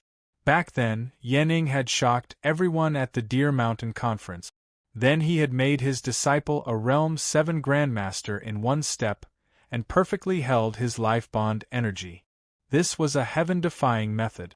While this Qian Mu's cultivation was limited to Realm 7 for his entire life, and he could not come into contact with more cultivation worlds, this method seemed to be the most suitable for him.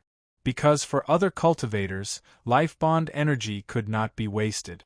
Continuously accumulating life bond energy in the body and focusing on nurturing a life bond item was the process of accumulation and comprehension from Realm 7 to Realm 8. But for Qian Mu, continuously accumulating life bond energy was useless. It could not cause a qualitative change. The life bond energy produced in daily cultivation could be injected into external items. In other words, the bodies of grandmasters and other cultivators could be refined into items that could be controlled. When it came to cultivators of Yantai Guanjian's level, they would not feel that such methods were unorthodox.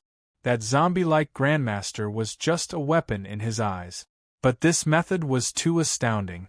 Even if this Qian Mu's life bond energy was not endless, as long as he was not killed, the life bond energy he obtained after a period of cultivation could create a weapon like this.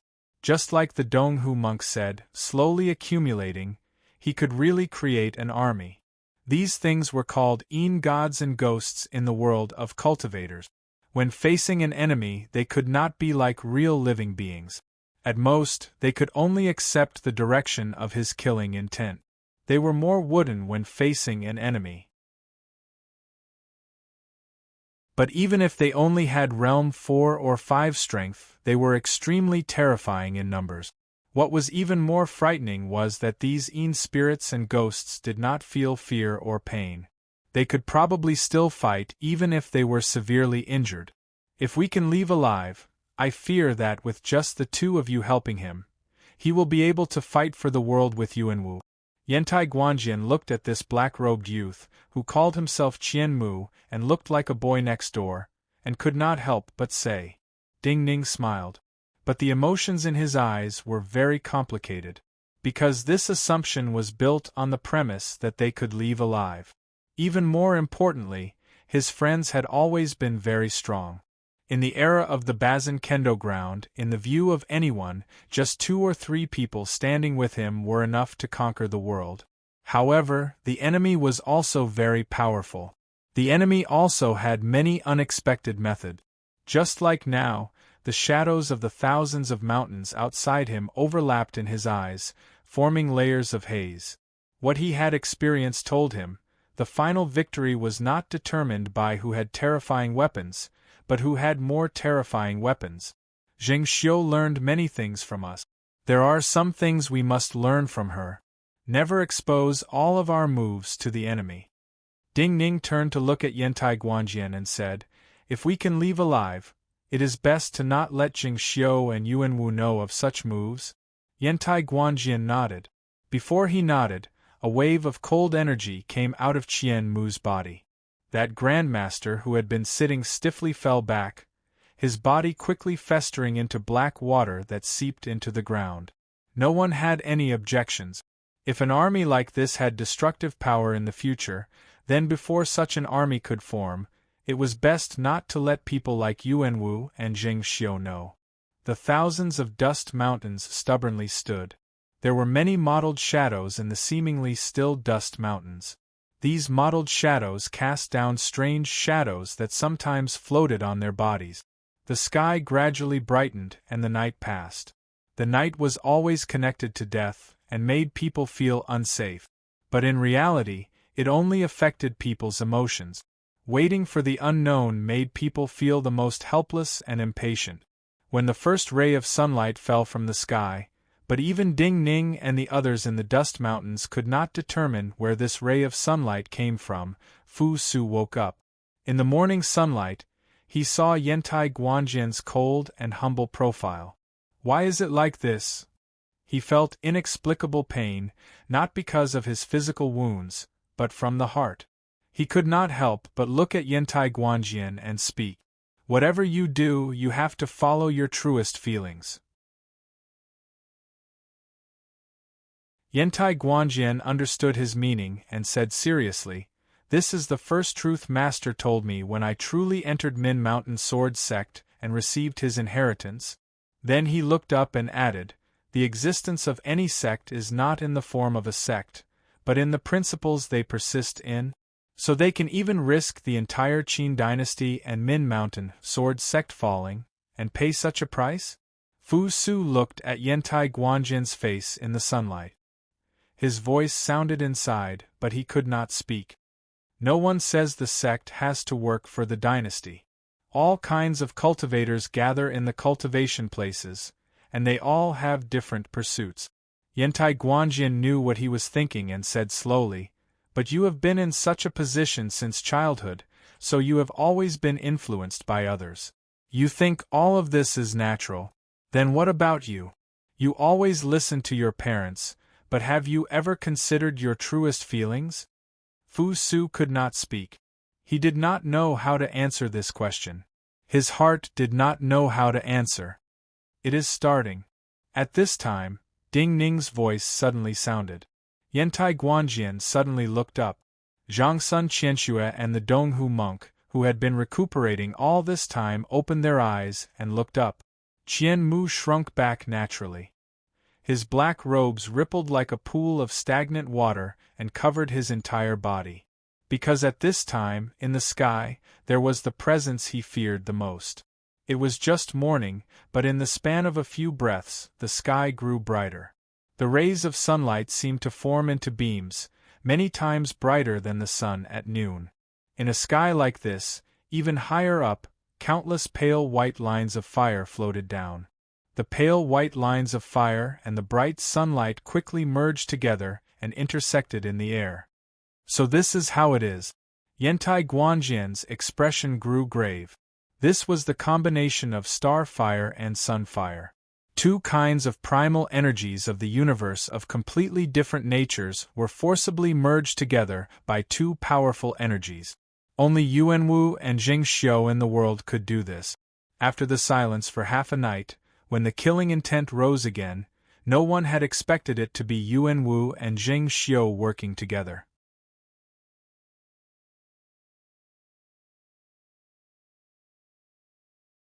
Chapter 625. It was impossible for the moon, stars, and sun to appear at the same time. The cold and blazing energies were like fire and water that could not mix.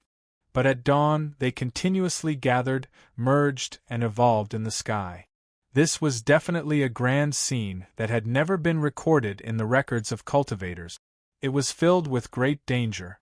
But when they saw the pale white flowing flames and the golden red sun-true fire intersecting in the air like colors on a palette and turning into flames of different shapes, all the cultivators who saw it felt breathtaking and beautiful.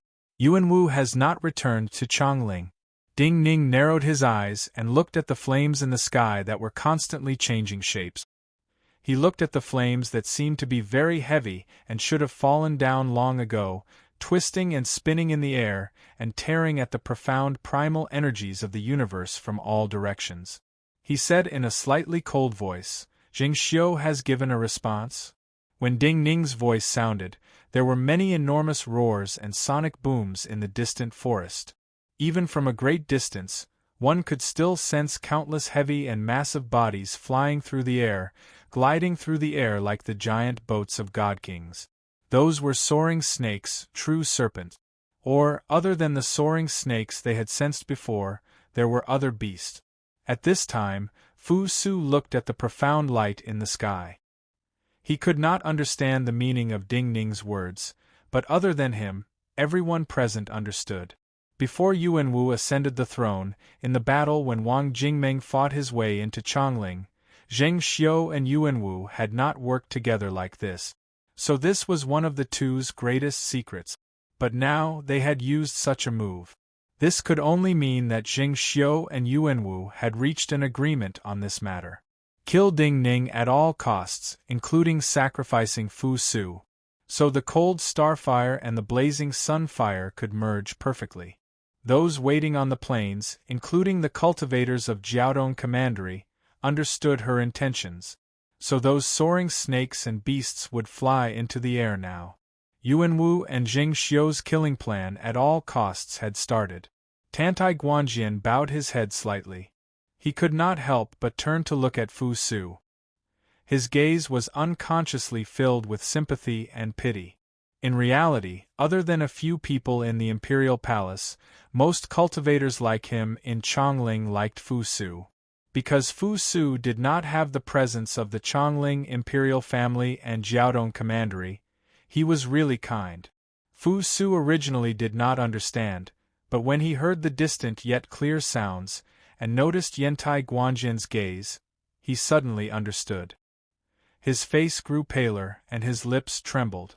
Yuanwu should have someone by his side, someone he absolutely trusts.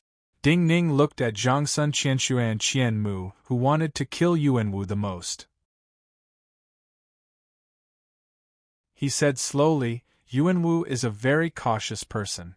He used this method to consume his power in exchange for Zheng Xiu's response. I'm afraid he won't have the ability to protect himself for a long time. Then, he must have someone by his side who is strong enough and trustworthy enough to protect him. At the very least, that person is on the same side as him. If we want to kill Yuanwu, we must first find this person." Qian Mu nodded. Most of the time, he was very quiet and looked very young. But every time Yuanwu was mentioned, he would become very serious and murderous. There were countless Qin and Chu grandmasters on this battlefield.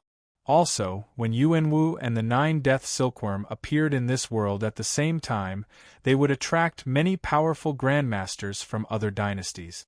The person who could ensure Yuanwu's safety was at least close to the Donghu monk before his breakthrough, and was much stronger than the other realm's 7 grandmasters in the world. A person like this was a true threat even to Realm 8. An expert like this hidden by Yuanwu's side was Yuanwu's strongest shield, and also a poisonous snake in the darkness. At a crucial moment they could bite them. Who else could it be? Zhangsun Qianxue took a deep breath. She searched through the people of the past in her mind, but could not think of anyone so strong as to protect Yuanwu at the same time. When she could not help but say this, everyone started to fall silent. The star fire and sun fire in the sky were still falling, but they did not sweep in the primal energies of the universe in all directions. The pale white sparks and the bunches of true sun fire eventually condensed into a strange light purple color, turning into many irregular blades. The edges of the blades were as long as swords, shining with green and gold light. These blades were fixed in shape, like they were frozen in the air. If the sword essence that Ding Ning had shown in the previous battle was perfect, then the feeling that these blades in the air gave everyone was wild and did not belong to this world. The Donghu monk's face gradually turned red, and then a deep red like glass. In this moment where time seemed to freeze, the energy and blood in his body flowed faster and gradually boiled. At this time, the staff in his hand reached up, because he gripped it too hard. His qi, blood, and vital essence flowed too quickly, and the extremely tough skin in his palm actually tore. Streams of blood flowed along the staff like sticky red paint, spreading to the tip of the staff. Multiple blood flowers bloomed at the tip of the staff, glowing like gemstones.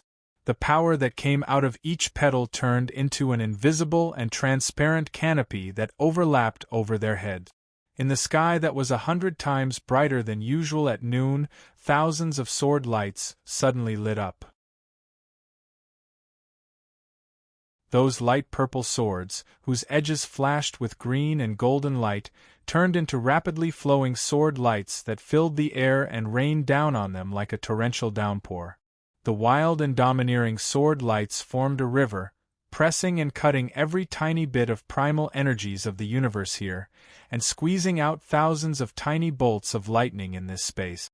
The terrifying impact of the power did not produce any violent sound. When these sword lights hit the invisible canopy above their heads, the sound they made was as soft as raindrops falling on mossy rocks. Everyone around the old monk, including Ding Ning, had admiration in their eyes.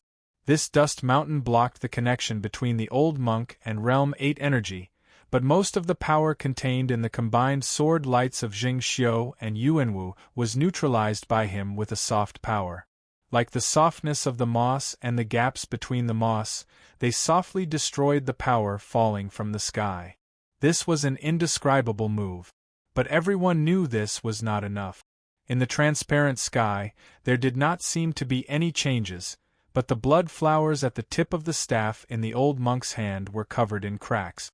The cracks even extended to the staff in his hand and his body. Next to the old monk, there was a ball of black smoke. In the thick black smoke, Qian Mu looked up. The burning true fire of the sun countered the vital energy of the method he cultivated the most, so he was naturally afraid. So when he looked up now, he appeared especially stubborn. In the world of his perception, countless black dots appeared and rapidly enlarged. Gravestones burrowed out of the ground and flew up.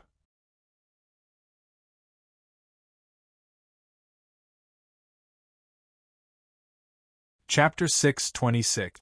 These gravestones, including the Black Mountain, were Yen Ying's lifebond items. At this time, when countless gravestones appeared in his perception, and then a black mountain appeared, his lifebond energy surged out of his energy sea along his meridians. A real black mountain, combined with the underground wasteland, stood tall and upright. With a loud bang, the black mountain peak crashed into the raging sword river. The silent starfire and the blazing true fire of the sun could both damage his lifebond energy. In this moment, the black mountain gave off the sound of hot oil being melted. Many damaged tombstones quickly had holes appear as though they were being corroded, and expanded as though they were being melted. This was a true kind of pain. This black-robed youth immediately screamed, but the scream was not filled with terror, but anger. He screamed angrily and waved his hands. The tombstones followed his will and stubbornly slammed upwards, smashing towards the sword light. In the Yin Mountain there was a simple grass hut. Yuanwu, dressed in ordinary cloth robes, sat in the open space in front of the grass hut. This open space was between a raised cliff, and in front of him was a cloud sea. The cloud sea of other mountains was usually dignified and beautiful, but the reason the Yin Mountain was called the Yin Mountain was because the mountain was high and cold. Between the dancing clouds there was blackness. At this time, there were thousands of dark dust mountains, and black energy burning and bursting out of the mountains. So the layers of mist in front of him were the color of lead. His expression was calm, but the meridians in his skin were twisting like earthworms. Some of his skin lines gave off glowing light, and even felt like they would crack at any moment. While he was not in the dust mountains, in reality, he was in the most dangerous battle with another Realm 8 in the world. As to the black-robed youth, he was another old opponent to him, Yen Ing, who had seriously injured him at the Deer Mountain Conference. There were countless difficult choices in life. Compared to the danger of the battle itself, the battle in his mind was even more difficult. But at many times, some choices could not be made according to one's thoughts. Just like right now, he could sense the stability of the star fire more clearly than anyone else. The cold star fire fell down steadily, and gathered with the life-bond energy he released without any intention of urging. But this kind of stability and lack of ripples was the most powerful urging. Yuanwu shook his head softly and sighed. The Donghu monk holding the staff raised his eyebrows slightly. He looked down at his body. That wild sword river was still moving violently in the space above, but the purest part of the power forcibly penetrated his energy and stabbed into his body. This kind of power was a kind of pure vibrational force, as if someone was holding the staff in his hand and shaking it with all their might. After a moment of hesitation, the Donghu monk understood that this power came from the other Realm 8 Yuanwu. He also understood what kind of means the other party had used to cause real harm to him. This kind of twisting of life-bond energy was like Yuanwu was holding his hand, and then Yuanwu was making his body shake furiously, and shake along with the monk's body. This was a method that caused both sides to be injured. But there was one point. Yuanwu had reached Realm 8 for a longer time than him, and walked further on the path of Realm 8. So his energy C and some important meridians were more stable than him. This kind of vibration was targeted at his energy C. It could not be denied that using such a method, Yuanwu would be seriously injured, and even his cultivation would fall. He would not be able to recover for a long time, but his cultivation would be crippled, and he would die. So Jing Xiu and Yuanwu's combined attack wanted Yuanwu to be seriously injured, and he to die. At this time, the Donghu monk's mind was exceptionally clear. He knew that this most likely came from Jing Xiu's intentions. Yuanwu forced her to sacrifice her son as the price, so she naturally wanted Yuanwu to pay an equal price. This was fair for her and Yuanwu. Or rather, the relationship between her and Yuanwu needed to be maintained like this. The Donghu monk had a bitter expression.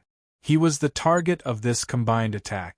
He had just reached Realm 8 and seen the wondrous world, but now, his energy sea was about to collapse, and his life was about to end. He naturally felt great unwillingness. But at this time, Qian Mu screamed even more furiously. He sensed where the true killing intent was, and sensed that there was a power that completely ignored his 1,000-graveyard mountain, and passed through his gravestones, and landed in the Donghu monk's body. As he screamed, hundreds of gravestones shrouded in black energy fell down like meteors, charging into the old monk's energy sea with waves of black energy.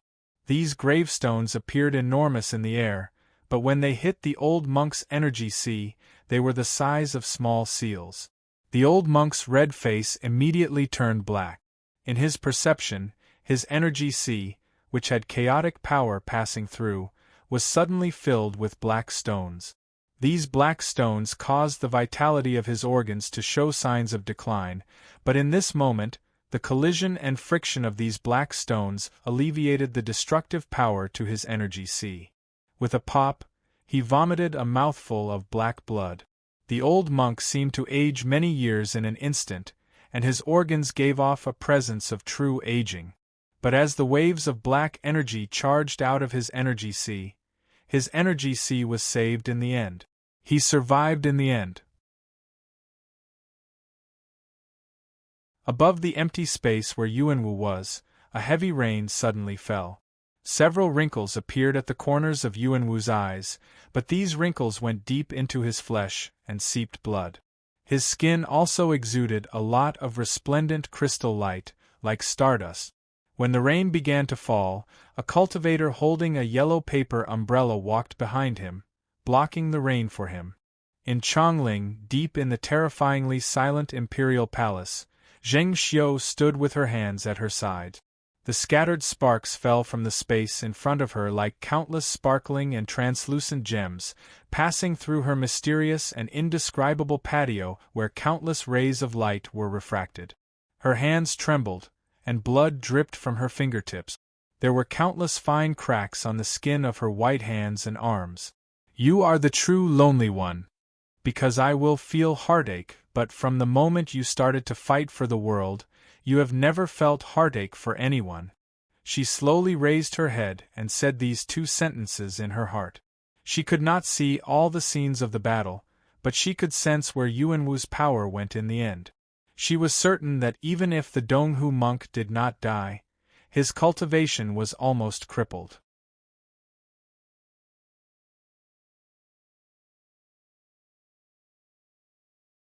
Chapter 627. I am really very disappointed. When Zheng Xiu put away the starfire and walked back into her study, a young person was standing by the pond and looking at the person sitting on the chair under the eave. With a gurgling sound, the carp in the pond spat out a bubble. The carps in this pond were very fat and big. Moreover, the three colors of red, white, and green were very bright. They were not messy at all. They were a very rare breed. There were also a few that were pure white all over, but there was a red sarcoma on their forehead.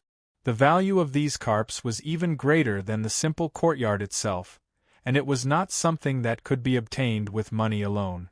Only power could surpass money in the world. This young person had been called Li Xian before, and now Fong Xin. This courtyard belonged to him. So in the past, he had given people the feeling of a young and energetic cultivator. But now, he stood with his hands behind his back, and gave people the feeling of great power. He looked at Fong Xiang, who was sitting on the chair, with anger on his face and an aggressive gaze. The weather in Chongling had warmed. These carp that sank to the bottom of the pond in the winter were happily playing in the water.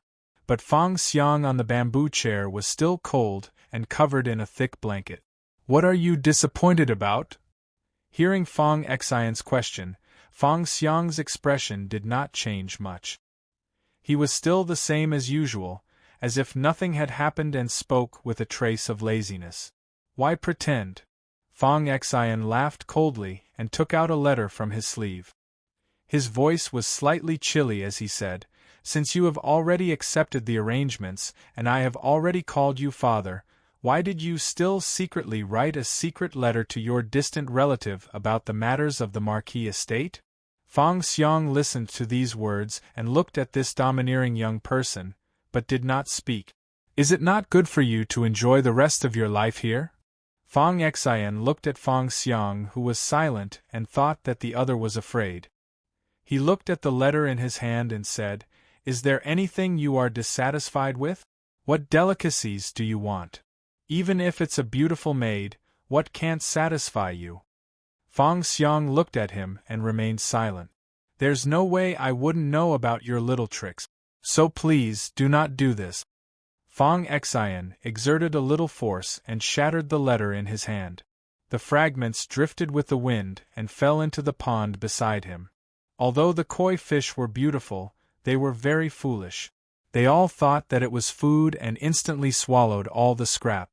"I think you're mistaken about something." Fong Xian turned around and walked out of the courtyard. But at this moment, Fong Xiang's voice rang out. Fong Xian's heart suddenly shook. He suddenly turned around, looked at Fong Xiang, and said in a low voice, "What is it?" "Fong Ho province was conquered by me and my father. Moreover, I have a younger brother. Even if I really recognize you as my son, you won't be able to make decisions in Fong Ho province." Fong Xiang smiled and said, Moreover, if you really want to acknowledge me as your father, you have to kneel and pay your respects every time you see me. How can there be such an arrogant son like you in this world? You want me to kneel and greet you? Fong Xian's eyes narrowed slightly as he smiled. Fong Xiang looked at him. He just looked and didn't say anything. Just based on a cripple like you? Fong Xian's smile completely disappeared and his face turned cold. Even if your father survives this battle, I fear he will never be transferred back to Chongling. And your younger brother? Does he dare to return to Chongling? If he appears, he will be killed before entering the city. So, please wake up. After a pause, Fong Xian looked disdainfully at Fong Xiang and said, You can only rely on me. Fong Ho province still exists because the Empress needs to give face to those marquises. She needs Fong Ho province to be maintained.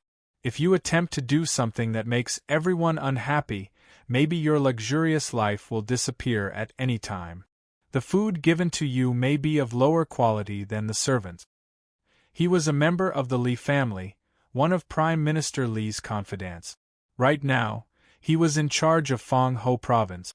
His words and actions had the presence of an important person. His threat caused the entire courtyard to sink into winter.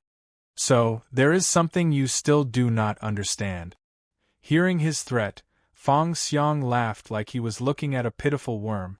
You probably do not understand why, starting from the Deer Mountain Conference, Yuan Wu and Zheng Xiu have been targeting the Fong family. The true reason is not that my younger brother left Chongling before the Deer Mountain Conference and angered Yuan Wu, or that my cultivation was crippled and I lost my value. Fong Xiang looked at the stunned Fong Xian and said with slight disdain, The true reason is that Fong Ho province is too strong. Because even Wang Jingmeng thought highly of my younger brother back then, and thought that he was the cultivator with the last future out of all the cultivators in Chongling. Adding on me and my father, our Fong Ho province will be much stronger than the other marquisate establishments. Fong Xian unconsciously swallowed a mouthful of saliva. He didn't have the time to think about the deeper meaning behind this, but for some reason, his heart began to feel a chill. While you are a member of the Li family and are born with Prime Minister Li's trust, you are too young and stupid. Fong Xiang looked sympathetically at this young person and said slowly, So you probably will not understand. Yuan Wu can tolerate Yi Siling because he needs to balance some of the factions in Chongling, and also because Yi Siling is cultivating overseas.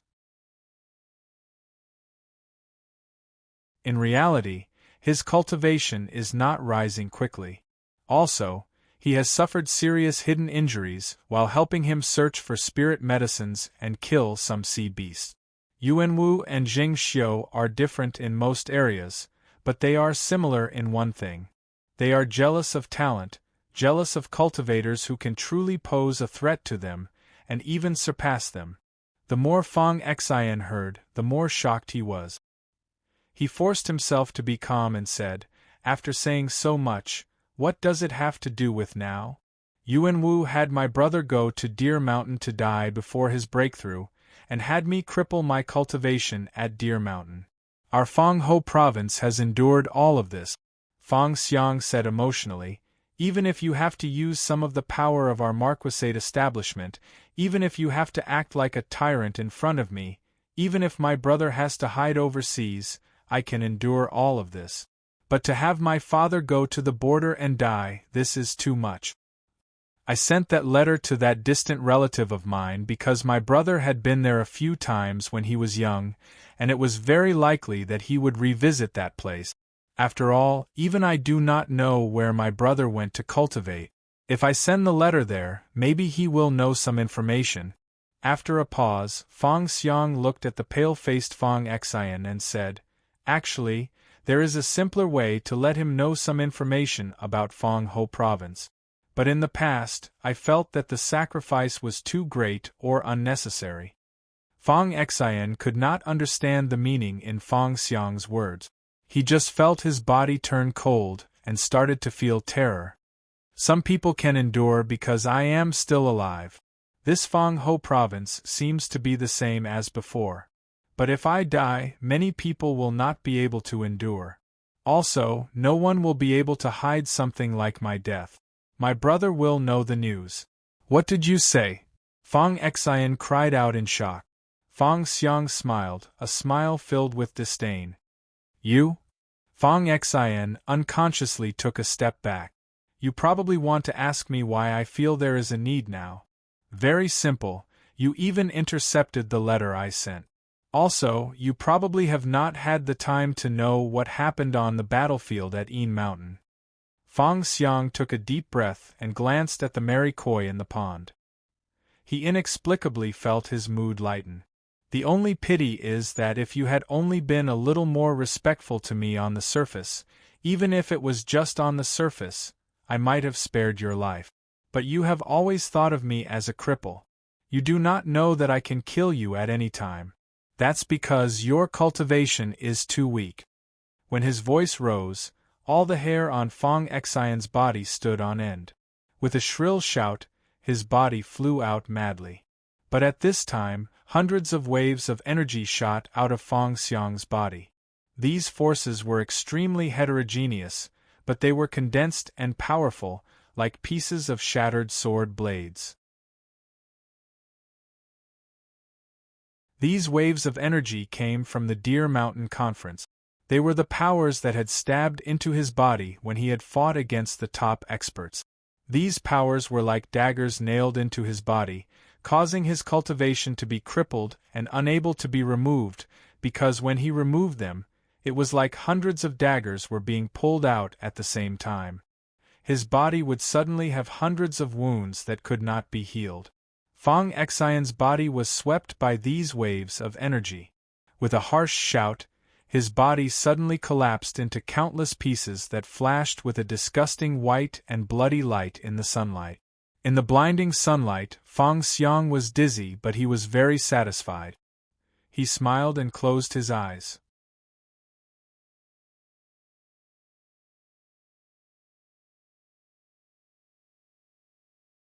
Chapter 628. The Wei River passed through all of Chongling. When Fang Xiang stopped breathing, outside Chongling, on the shore of a tributary of the Wei River, a patch of wildflowers was blooming. These wildflowers were a natural deep purple, and looked interesting when they bloomed in the sunlight. It was even possible to see their delicate petals open bit by bit at a discernible speed. The flower was very small, but it had an enchanting fragrance. In the process of blooming, its pollen was constantly emitted. This extremely fine pollen was a sparkling silver under the sunlight, making the blooming flower look like it was plated with specks of silver powder, constantly flickering with a mysterious luster under the sunlight. This was the superior epiphyllum, unique to Chongling. It was rare and could not be transplanted. The flowers only bloomed for 15 minutes. A middle-aged man was standing silently in front of this patch of flowers, watching them bloom. Among these flowers that had finally bloomed, he bent down and picked the brightest one. His face was very handsome, especially the bridge of his nose was very high, and his facial features had a clear sense of beauty, as if they were carved by a knife. His posture was also very tall and straight. The light golden armor on his body was very slim, making him look even more valiant. His fingers were covered in light gold metal armor. The unique coldness of the metal, the light gold light against the deep purple flowers, made him even more speechless. He had an inexplicable presence. Not far behind him, there was a military camp. In the black camp, all of the soldiers were dressed in pitch-black metal armor. Most of these soldiers stood motionless like metal puppets. Just like the yellow-robed cultivator not far from him, they were waiting for him. If I wanted to enter Chongling, I would have entered long ago. Why rush now? The cultivator dressed in the unique yellow robes represented Jiaodong Commandery in the Qin dynasty, and the mistress of the imperial palace around Chongling. But this middle-aged man, who only picked the most beautiful flower, did not even look at him. He said disdainfully, I have trained the army of the Qin dynasty for many years. This nether armor army is an army that followed me to war. I train them myself. I rarely participate in the power struggles of Chongling. Even when my son Li Shixing did something wrong when he was young, I exiled him to the border. But he is my son, and he has trained well at the border. Even I am proud of him. This middle-aged man could only be Marquis Li of the 13 marquises of the Qin dynasty. He paused, turned around, and looked at the yellow-robed cultivator with narrowed eyes. He casually put the flower into his mouth and chewed. Purple liquid dripped from the corner of his lips, leaving behind a purple mark on his white lips. It was more shocking than blood, and gave people a strange feeling. I want to train him, not to kill him. But she set up a trap at the Wuji border. My son is missing. According to the military reports, he is most likely dead. Now, you want me to lead the army and return to Chongling. Hearing his cold and disdainful voice, the yellow-robed cultivator bowed his head even lower, appearing more respectful. But his response was slow and calm. The Empress thinks that people like you care most about the records left behind in the history books. She thinks that you are someone who does great things and does not care about trifles. For the sake of the dynasty's achievements, you will not care too much about these things. Really? Marquis Li could not help but laugh. Also, she has already told you that, if it is for the dynasty, you have to sacrifice. The yellow-robed cultivator sensed his murderousness. He shrank slightly and quickly said, "She has already made the same sacrifice as you." Marquis Li stilled and then understood. Fusu? The yellow-robed cultivator nodded. The murderousness in Marquis Li's eyes slowly faded. But when he turned to look at the black camps, his eyebrows rose slightly. General Bai's god-killing army has all died. But before he could speak, the yellow-robed cultivator continued, "So your nether armor army is now the strongest army of the Qin dynasty. Also, your nether armor came from the former Yu dynasty, and is best used against cultivators. The Empress knows that she has not told you enough, so she had me tell you that after Min Mountain Sword Sect is defeated, you can first pick a sword manual or a sword horde. She also told you that General Bai's god-killing army was destroyed when they went to Donghu to take an ancestral sword of the Spirit Void Sword Sect. That ancestral sword of the Spirit Void Sword Sect should be the strongest sword in the world right now, and has fallen into the hands of the 9-Death Silkworm Heir. If the 9-Death Silkworm Heir is killed in the end, that sword will belong to you. Do you know that there is an old saying in the Wuji border tribes?" Marquis Li said coolly, "Meat that has already been eaten is meat. Otherwise, even if the meat is placed in front of you, it is not meat. You do not need to go to Min Mountain Sword Sect." The yellow-robed cultivator seemed to have predicted that he would say this.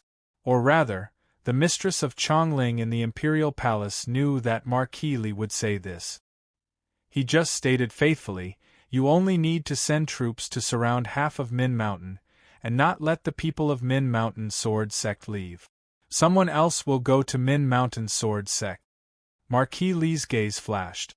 He said, "Who will go up the mountain? Who will lead troops to surround Min Mountain Sword Sect?" "Marquis Dugu will be with you at the foot of the mountain," the yellow-robed cultivator said respectfully. "As to going up the mountain, I do not know, but I think the Empress will have appropriate arrangements." Marquis Li took a deep breath. His brow furrowed deeply. He had thought of many possibilities, but had not expected the Dugu Marquis establishment to take on such a role. He was silent for a long time and then asked, "What will the Dugu Marquis establishment gain?" The yellow-robed cultivator did not hesitate and quickly answered softly, "Half Guanzhong." Half Guanzhong. These were 3 simple words, but they caused Marquis Li's hands to imperceptibly tremble. Such extravagance! Marquis Li could not help but take a deep breath and then say. But when he heard his own words in the air, he thought back to every step that Jiaodong commandery woman had taken. They seemed to be extremely shocking, and each step was terrifyingly extravagant. He did not speak, and waved his hand in irritation at the yellow-robed cultivator. Then he walked towards the black camp. On the other side of Chongling, an army was advancing. This army was completely different from the dark and cold army in his sight. They were all dressed in bright clothes and horses. This army that was moving quickly towards Min Mountain Sword Sect wore bright red armor. The armor was not made of metal, but a unique kind of leather armor. But the leather armor had unique seal scripts that seemed to have flames and flowers flowing within. There was a carriage in the middle of the army, pulled by a dozen strange beasts. At the center of the chariot sat a general dressed in red armor. His face was sickly pale and his body was thin. However, there were many swords on his back. These swords were arranged in an orderly manner like a peacock spreading its tail behind him.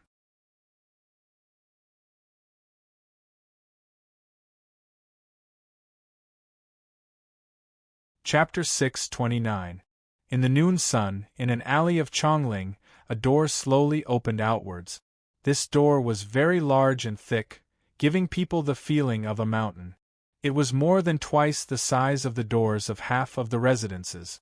The reason was because this was the door of a marquisate establishment in Chongling, and also because the master of this marquisate establishment was exceptionally large. The figure of Mount Heng Marquisate Su appeared behind the open door. His body was like a moving mountain of flesh.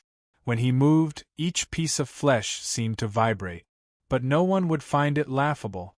One was because his status gave people a dignified presence. Two was because many cultivators knew that Mount Heng Marquisate Su's obesity was related to the method he cultivated. The amount of vital energy and primal energies of the universe that a cultivator could store came from the energy sea, meridians, and meridians that could hold them. Any vital energy method had the effect of nurturing, strengthening energy, and changing the body of a cultivator. The deeper one cultivated, the stronger the capacity of the energy sea, meridians, and meridians. The body could store more vital energy and primal energies of the universe. The more vital energy and primal energies of the universe stored in the body, the longer a cultivator could fight and endure great consumption. They could use some domineering moves more often. The vital energy method that Mount Heng Marquisate Su cultivated was simple and violent. This method was not like the methods of the Donghu monks, which made one's body more condensed and strong, but made one's body larger. The wider the meridians and blood vessels, the more vital energy they could hold. So the size of his body was related to his cultivation. Compared to many years ago, his body was already several times larger. Moreover, as his cultivation grew stronger, his body would continue to grow. Even more importantly, inexplicably, when he left today, his body seemed to be much larger than usual. Therefore, this door, which had just been replaced 2 years ago, seemed a little small for his current body. Maybe because he felt it was inconvenient to enter the door, and other than the door, there should be many things to change. So today, the fat man appeared slightly worried. This alley was filled with the residences of the generals who had followed him in the past. Among the 13 marquises of the Qin dynasty, the generals who had followed him could be considered to have enjoyed a good life in the entire Qin dynasty. Most of them became high officials of the warden's office. Some were stationed at the nearby city passes, and their families were in Chongling. He was one of the few marquises of the Qin dynasty who could stay in Chongling for a long time. As a result, this alley was the most vibrant in Chongling. Many of the courtyards had trees that had been moved from the nearby mountains, and even from people's homes. Some were even ancient trees that had grown for hundreds of years. When Mount Heng Marquis Su's foot had just stepped over the tall threshold of his courtyard, under the shade of an ancient tree that extended into the courtyard, there was a woman waiting for him. No one noticed when this woman had arrived. It was as if she had appeared the moment Marquis Su appeared. Her figure was small, and very asymmetrical compared to Mount Heng Marquis Su, who was like a mountain of flesh. But the two had similar presences. Everyone in this alley knew the identity of this woman. Because she was used to wearing white robes and a white dress, she did not fit in with the black and gray of this city.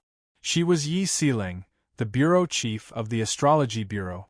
Marquis Su of Mount Hing stepped out of the courtyard. The sun shone down on his head. His shadow was very straight, but it was still a huge ball. In the shadow, like a small mountain, he saw many ants crawling around in the cracks of the stones on the ground. He could not help but shake his head. His shadow was large, but compared to the giant turrets in the distance, it was too small. So he sighed. In a city like this, both he and Yi Sealing were as minuscule as ants. After enduring for so many years in Chongling, you finally express your feelings? As he shook his head and sighed, he spoke to Yi Sealing in front of him. You have endured for so many years. Finally, it is time to use this sword? Before Yi Sealing could respond, he looked up at Yi Sealing and said with a serious and strange expression, "Do you not feel it is too early?" Yi Sealing smiled. Her smile was similar to her expression when she saw Zhao Zhan back in Chongling. You feel it is too early. Then how long did you think I would have endured? At least until the Bazin Kendo ground officially starts to rebel. At that time, you will still be in a high position in Chongling. You should be able to work from the inside and outside to be most effective. Mounting Marquis Su did not smile and said seriously, at least in terms of the art of war, no art of war will make people seek death. You are about to completely take down Min Mountain Sword Sect. You have turned the world upside down. Why are you still not moving? Yi Sealing looked disdainfully at him and said, however, I admire Jing Xiu greatly. Either she doesn't do it, or she will do something that will turn the world upside down. She forced out all of the people's intentions at once. This is not attacking the Chu, but attacking the heart. What did you say? Min Mountain. Mounting Marquis Su was shocked. The flesh on his body seemed to jump up. Yi Sealing sneered and said, otherwise, why did I send you out? To let you taste the food of those sword schools. Isn't it because I want you to suppress those sword academies, and at the same time, deal with that young lady from the state of Chen, Ji Qingqing? Mounting Marquis Su frowned slightly. His expression was cold and he was silent. In these years, everyone has been guessing my intentions. I am curious about you. Yi Sealing said scornfully, I also want to ask why. Back then, you were the one who respected and admired the people of the Bazin Kendo ground the most. But why were you able to make Yuan Wu and Jing Xiu trust you so much? Moreover, other than being somewhat tolerant of everyone, you didn't do anything else. If you were like those marquises who liked to fight for power, then so be it. But I know you well. Back then, you were a fatty who liked to eat and wait for death. Mounting Marquis Su took a deep breath. He slowly exhaled, glanced at her, and then looked up at the sky. He said, I am a fatty who does not have many pursuits, but respect and kindness are different things. You should know that back then, Yuan Wu blocked a sword for me. Also, back then, if he had not led an army for 3 days and nights, our city would have been conquered long ago. My family would have died in that city. Yuan Wu and Jing Xiu trust me not because I have no pursuits, not because I do not sympathize with the people of the Bazin Kendo ground. Mounting Marquis Su said slowly, but they know that I remember this kindness, and know that I will repay it. Yi Sealing did not speak. Looking at this mountainous fatty, she knew that the two sides' intentions were clear, and there was no room for discussion. Are we going to fight to the death? Mounting Marquis Su looked at her and asked. At this time, he had recovered his usual dignified appearance, and gave off a domineering presence like a mountain. In the past, his presence had even crushed Yi Sealing. But not today. Yi Sealing shook his head calmly with a kind of pride. No need. That day you cut me once. Today, I only need to return a blow so that you cannot leave this door.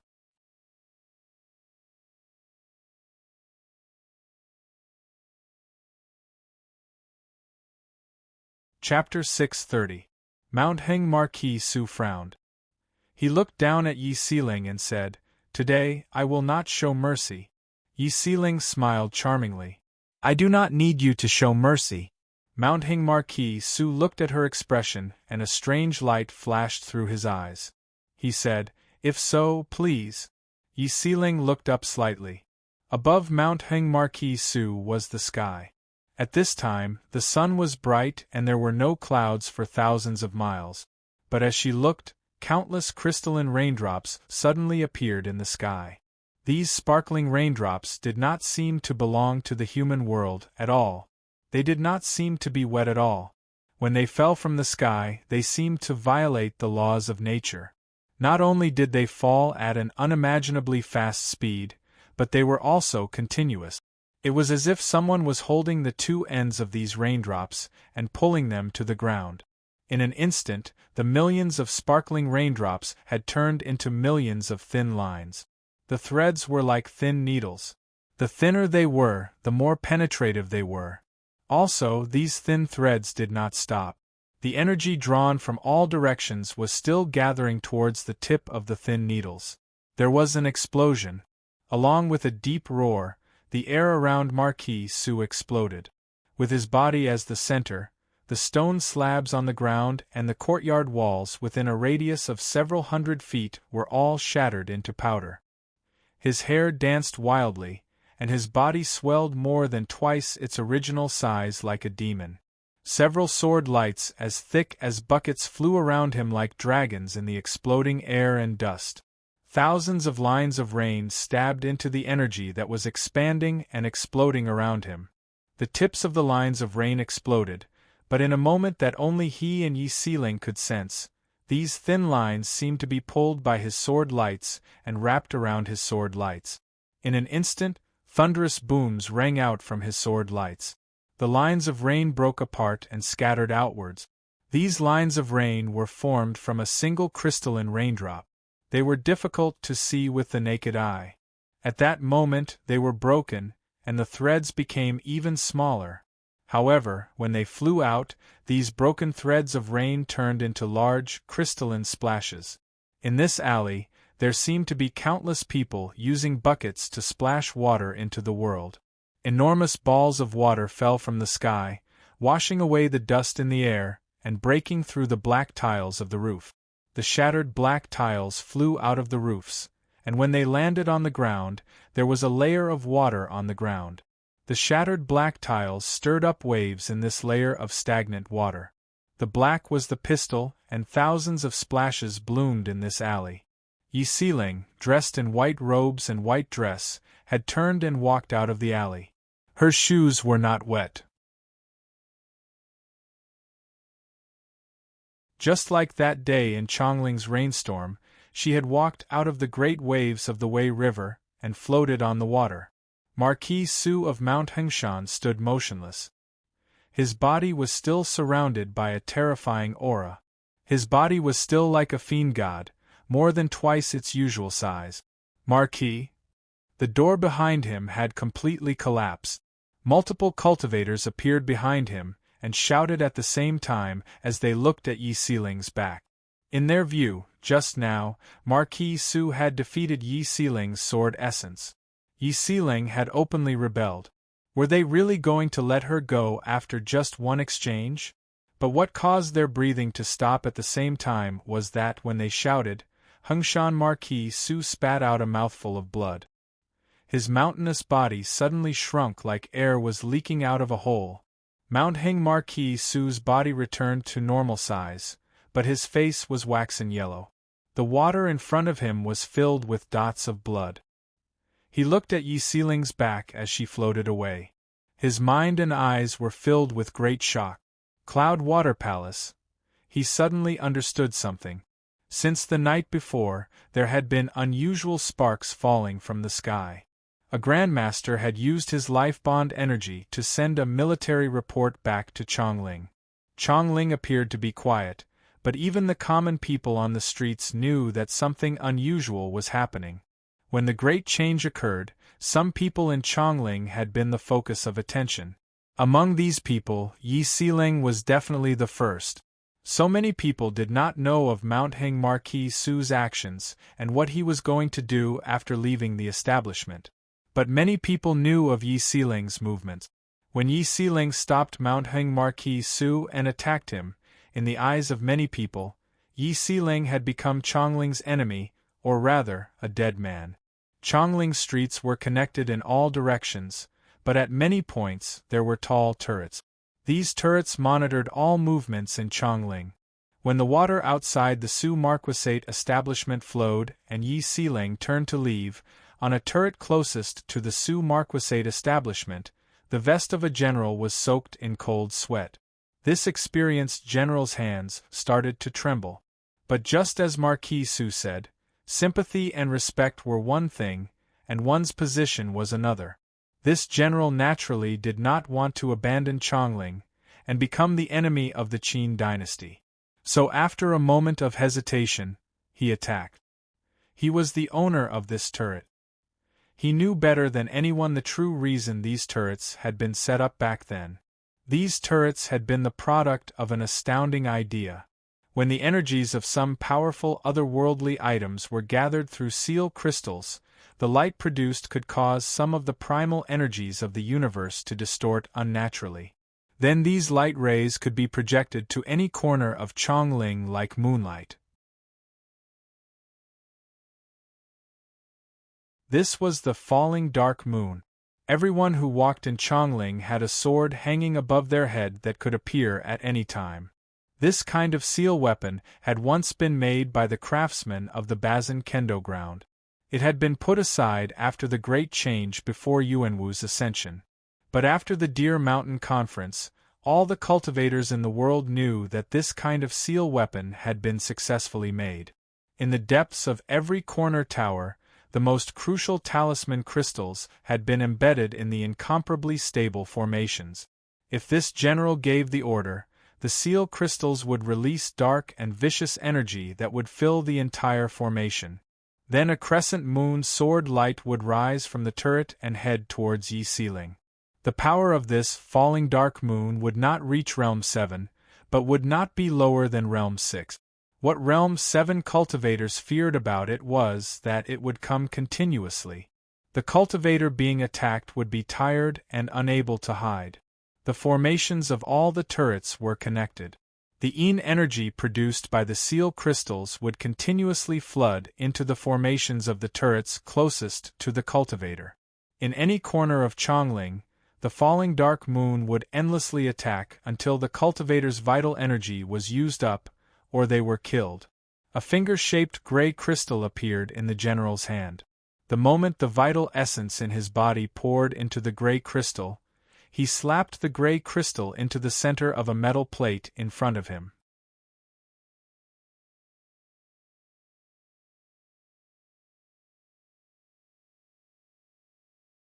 Chapter 631. This gray crystal was the key to this turret's formation. When his vital energy gathered and entered this formation, the turret's formation would be completely activated. However, in this fraction of time, the moment this gray crystal appeared in his hand, a cloud of gray dust fell down from the beam above his head and landed on the back of his neck. This was just an insignificant speck of dust so light even cultivators wouldn't notice it. However, when it landed on the back of this officer's neck, this officer's body seemed to have been crushed by a giant mountain. With a bang, he fell to the ground, producing a blast of energy. The gray crystal in the general's hand hit the edge of the metal plate in front of him, giving off a crisp sound and creating sparks. His face and eyes seemed to be deeply imprinted by the light of the gray crystal and turned an eerie gray. Several shrill sounds of breaking through the air rang out. Several beams of sword light shot towards the beam above, attacking a figure that was almost one with the black-gray beam and the roof. The swordsmen behind the general attacked in anger and shock. They could not understand what kind of poison this was that could instantly destroy the body and mind of a Realm 6 cultivator. Who was it that could silently sneak into the top of this turret? Astrology Bureau. But when they saw this figure that seemed to be one with the surroundings, these swordsmen reacted. The Academician of the Astrology Bureau. The 6 Academicians of the Astrology Bureau were all mysterious cultivators. But these cultivators were cultivators of the Qin dynasty, and not Yi Xiling's own cultivators. Were all these people rebelling with Yi Xiling? Pew pew pew pew, several sword lights, accompanied by their shocked and angry gazes, all landed in the air. There were a few more holes in the eve. Sunlight shone through these holes, forming bright beams of light. The general on the ground was no longer breathing. The Academician of the Astrology Bureau, who had been on the beam, had disappeared into the shadows below the turret. When the multiple flying swords furiously circled in the air, the faint figure that had slowly merged with the color of the surrounding streets bowed towards the top of the turret as though he was apologizing. The several flying swords created countless whirlpools below the turret, but they only passed through the figure of the Academician of the Astrology Bureau. The swordsmen controlling the flying swords did not care about the Academician of the Astrology Bureau. They knew that the person they had to stop today was Yi Xiling, but the surrounding turrets still did not move. Those gray crystals were the keys to activating the formations on the corner towers. Every guard on the corner tower had one. Even though the guard on the corner tower was dead and no one knew how to use these crystals to activate the formations, as long as any guard on the corner tower activated the formations, all of the formations on the corner towers would be completely activated. Then what was happening on the turrets that should have been discovered? Do not move. On the turret closest to this turret, the general was gripping the gray crystal in his sleeve. But at this time, a deputy general who was usually closest to him whispered by his ear, "If you do not move, you may be punished and demoted. But if you move, your case in Spring Wind Alley will be exposed. You may not be able to leave the great floating water prison for the rest of your life." The general's body suddenly froze, and his hand holding the gray crystal could not exert any more strength. The Astrology Bureau had already found out that he had killed an important figure of the Marquis Dugu's household in a fight over a woman in the Spring Breeze Alley. The fact that the deputy general behind him had been used by the Astrology Bureau was even more shocking and unbelievable. "You are also from the Astrology Bureau?" He slowly and stiffly turned his head, glanced at the deputy general, and said in a voice only the two of them could hear. The deputy general looked in the direction Yi Xiling's figure was walking, and said in a voice only the two of them could hear, "It is not important if I am from the Astrology Bureau. What is important is that even if Yi Xiling leaves Chongling, the power of her Astrology Bureau will still exist in Chongling. If you want to live well, do not do extreme things to her." Many shrill voices came from the ground in the distance. This sound was like the shrill wails of many women buried alive and the voice of longing for revenge. The turrets started to tremble slightly. Unusual dark and cold clouds appeared in the clouds above. The edges of the dark clouds were twisting, as if countless malicious ghosts were trying to crawl out of them. Everyone in Chongling was alarmed. Most people were panicked and did not know what was happening. Yet, all the nobles and cultivators who knew what was happening felt an unnatural chill in their hearts.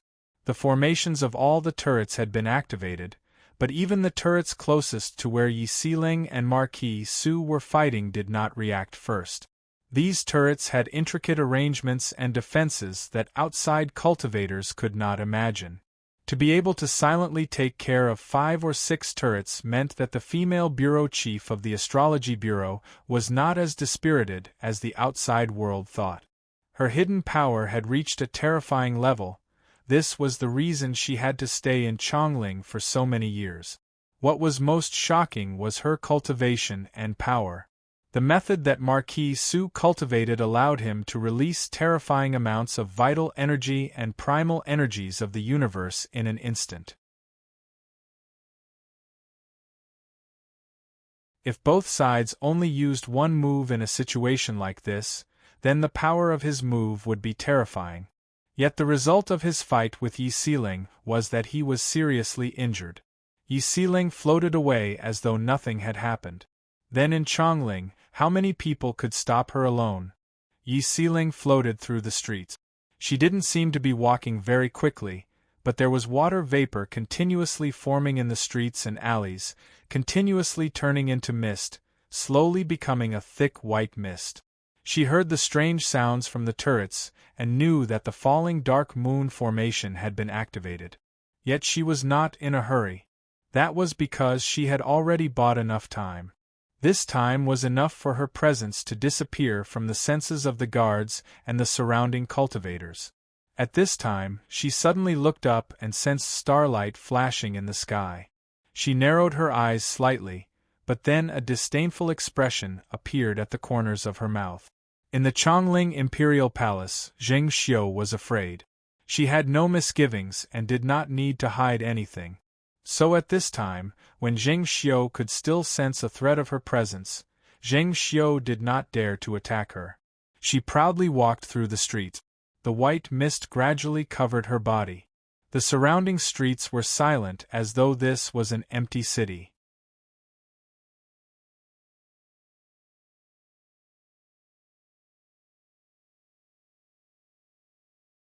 Chapter 632. When the formations in the turrets were activated, the courtyard where Chief Inspector Chen of the Divinity Bureau was filled with many officials of the Divinity Bureau who were usually not seen. Before boarding the carriage, Chief Inspector Chen gave a series of simple and quick orders. Most of these orders were targeted at the Astrology Bureau, including the assassination of some important people of the Astrology Bureau and the quick takeover of some organizations. These orders contained careful planning and a great understanding of the Astrology Bureau. Most of the orders needed the documents of the Empress and the two prime ministers to be carried out.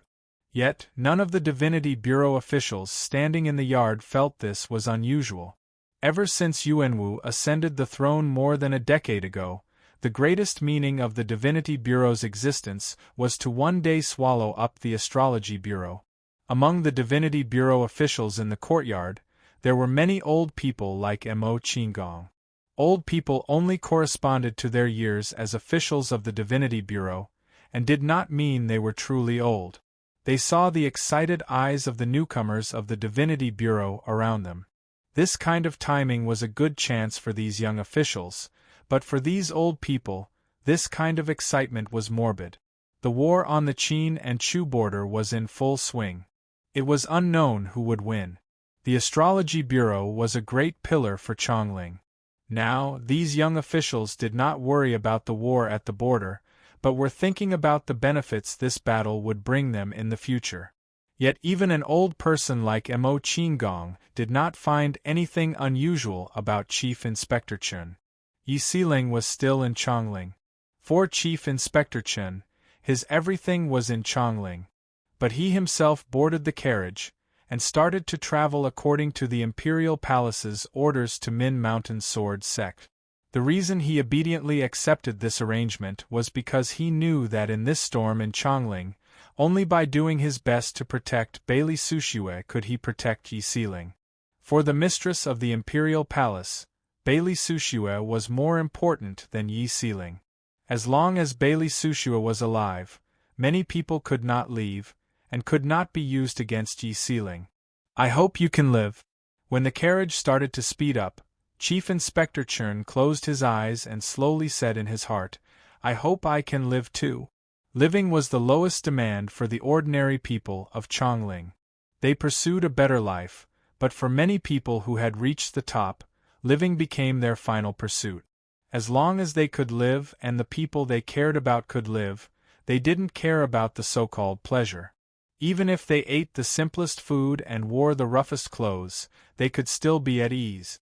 A unique rhythmic vibration came from the carriage as it sped along. The man driving the carriage for Chief Inspector Chen was a deaf and mute old servant. The communication between him and Chief Inspector Chen was done by tapping on the carriage with Zhenyuan flowing out of his fingers. Someone had tried to stop his carriage, and it was only a low-ranking official. His cultivation was only at the 4th realm. Usually, no low-ranking official would dare to stop his carriage. So Chief Inspector Chun opened his eyes again and had the carriage stop.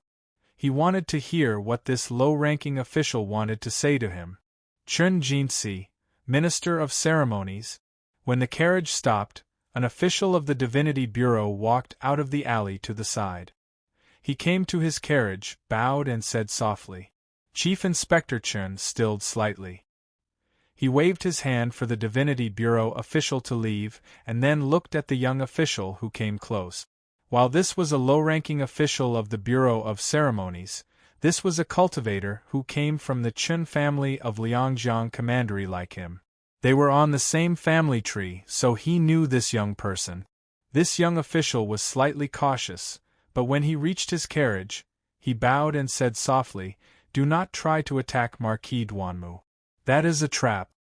Chief Inspector Chen's eyes burned with an unusual flame. He frowned deeply and asked, "Who told you to say such things to me?" The young official said, "Official Shen Xian told me to tell you. He is not your enemy." After saying this, the young official raised his head. Then, black blood began to flow out of his mouth. Then, his eyes turned black and black tears began to flow out. Chief Inspector Chen knew that this young official was at the last moment of his life. His usually slow tone suddenly became urgent. Why? Not just because of official Shen Xian, but also because, from a certain point of view, official, you are the future of Liangjiang Commandery. You represent the Chen family, so nothing can happen to you. After saying this, the young official fell down and died beside his carriage. Chief Inspector Chen slowly lowered his head. His movements were also abnormally slow as the moss growing slowly in the shadows. Min Mountain Sword Sect. Bailey Sushua walked along the white jade ice path towards the frozen top. The higher the peak of Min Mountain Sword Sect, the colder it was. There was a strange energy rule. The cold energy on the ice path surpassed all the ice and snow in the world, and had a strange repelling effect on the outside water vapor. The water vapor in the air would freeze into frost here, but could not fall down. It was pushed away by the cold energy on the mountain path, and then blown away by the wind, and floated back into the world. But today, Bailey Sushua's cold energy was thicker than the ice path.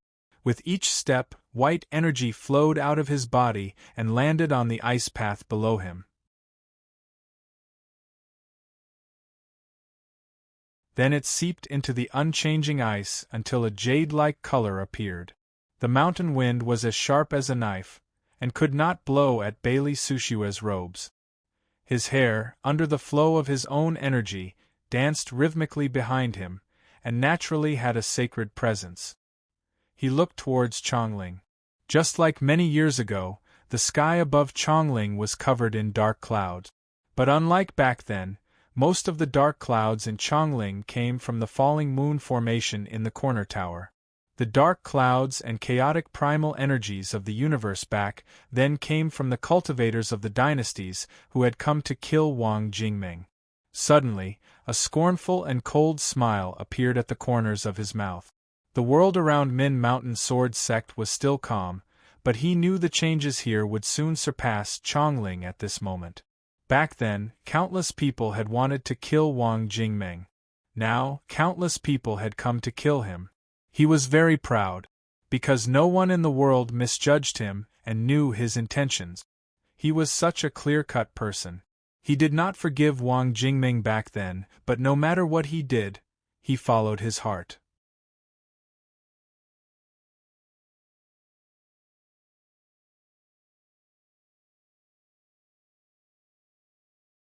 Chapter 633.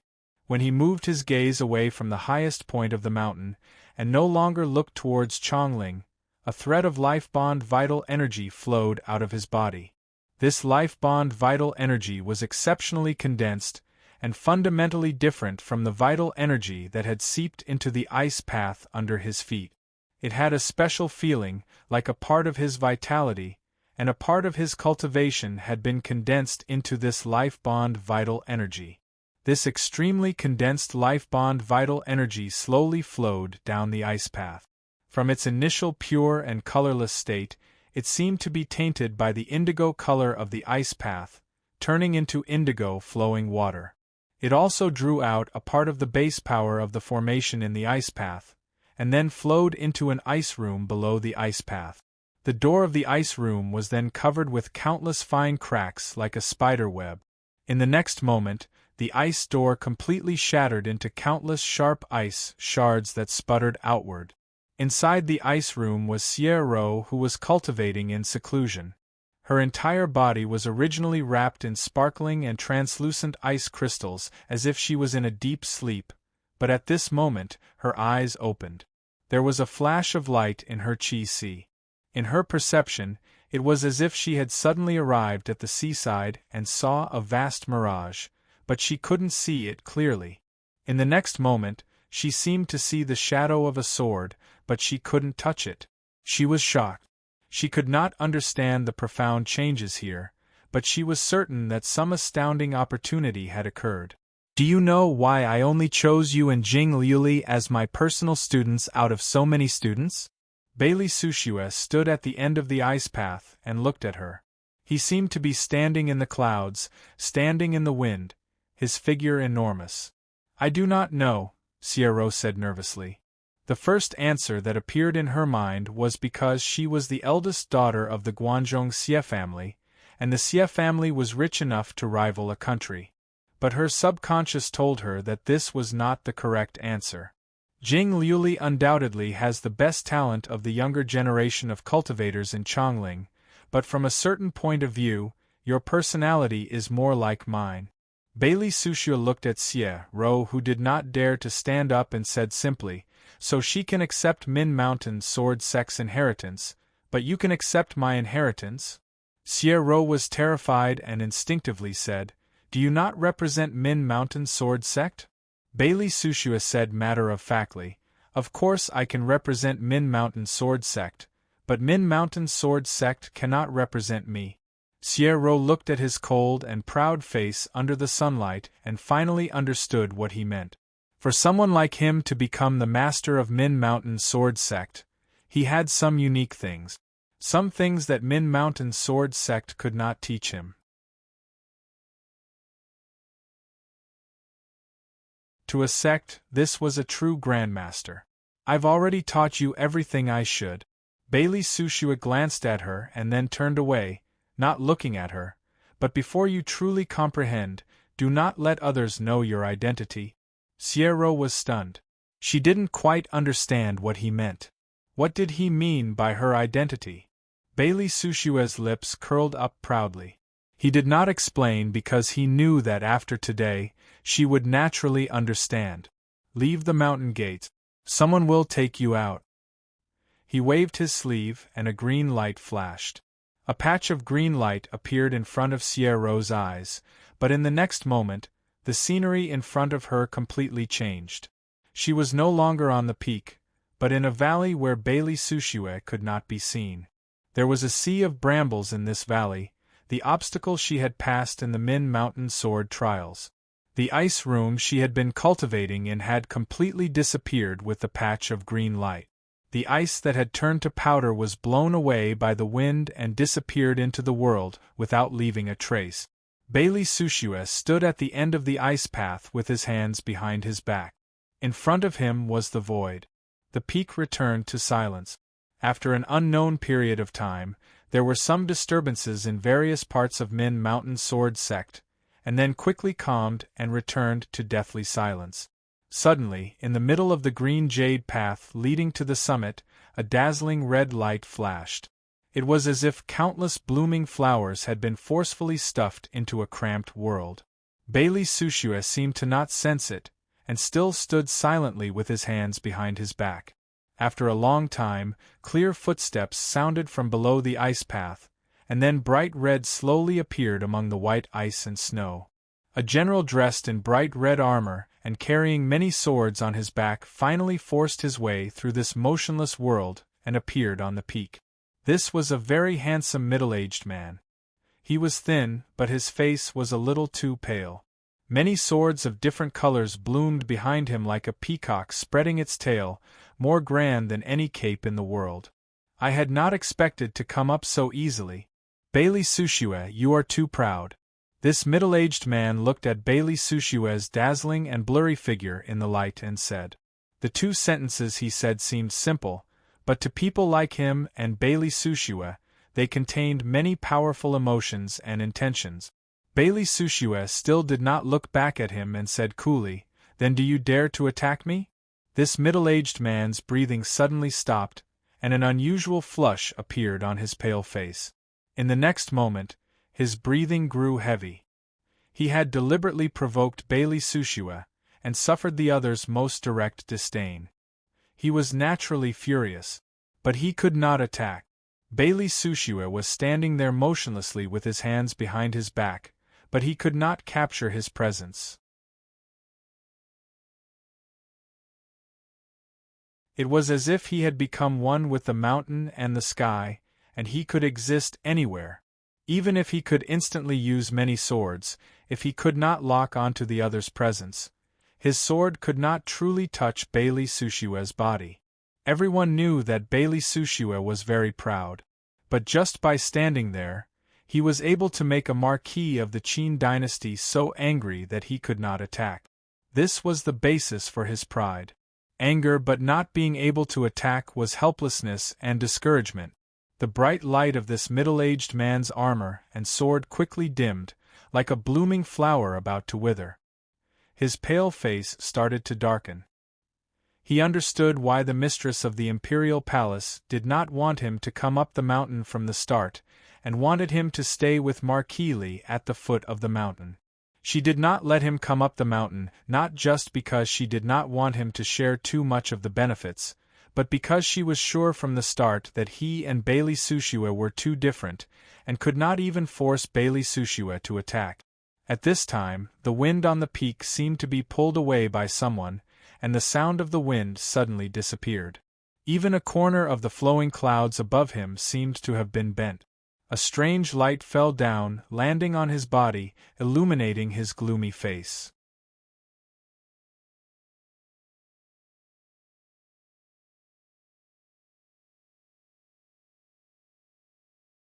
Chapter 634. As this unusual light landed, a middle-aged man dressed in white jade robes silently appeared on the other side of the ice path. His face and figure were very ordinary, but the aura he exuded was exceptionally clean. As a result, his body naturally couldn't be transparent like a crystal or some clean gemstones, but the feeling he gave any cultivator was that he was completely transparent and pure to the extreme. The middle-aged man in bright red armor who had arrived before him was Marquis Dugu. But when he came next to Marquis Dugu, he did not bow, and did not even say a word. Because he was also a marquis. He was Marquis Duanmu, who was equal to Marquis Dugu. His son was Duanmu Jingzong, who had appeared in the Min Mountain Sword Trials, and Li Shixing's enemy since childhood. The two marquises of the Qin dynasty were gathered. When he stood next to Marquis Dugu, the unusual light from the clouds still shone on Marquis Dugu. An exceptionally clean presence was eager in the surrounding air, and a cheerful feeling swept away the haze around Marquis Dugu. Marquis Dugu naturally understood what the other meant. He looked up again, and looked straight at Bailey Sushue, who seemed to be standing in the clouds. The sword on his back gave off blinding rays of light like a peacock spreading its tail. Two enormous presences surged towards the top of the ice peak. When these two enormous presences surged towards his feet, Bailey Sushue's lips curled up proudly. A thread of cold presence flowed out of the depths of the ice path under his feet into his palm. A glowing snowflake appeared in his hand. This glowing snowflake flew towards the void in front of him. There seemed to be an invisible bolt of lightning in the sky, and the light coming down from the clouds was easily torn apart. In the next moment the mountain wind was the same, and the absolute stillness disappeared. Everything was no different from before. As though nothing had happened, Marquis Dugu and Marquis Duanmu were completely silent, and stood motionless. The two's faces were as calm as an ancient well, as if their luster had only dimmed a little. However, their hearts were like raging waves, especially Marquis Dugu, who shouldn't have appeared here in the first place. He wanted to test Bailey Sushue's sword. Originally, in his imagination, even if he was not as good as Bailey Sushue, the difference would not be too great. But now, even with Marquis Duanmu, they still could not force Bailey Sushue to attack. Bailey Sushue was already so strong. Then in this killing situation decided by Jing Xiu and Yuanwu, who would be the one to deliver the killing sword. Outside Min Mountain Sword Sect, at the foot of the southern slope, a small shallow lake formed because of the increasing spring rain. This shallow lake that would disappear in the summer had originally been inside the formation of Min Mountain Sword Sect and would not have appeared.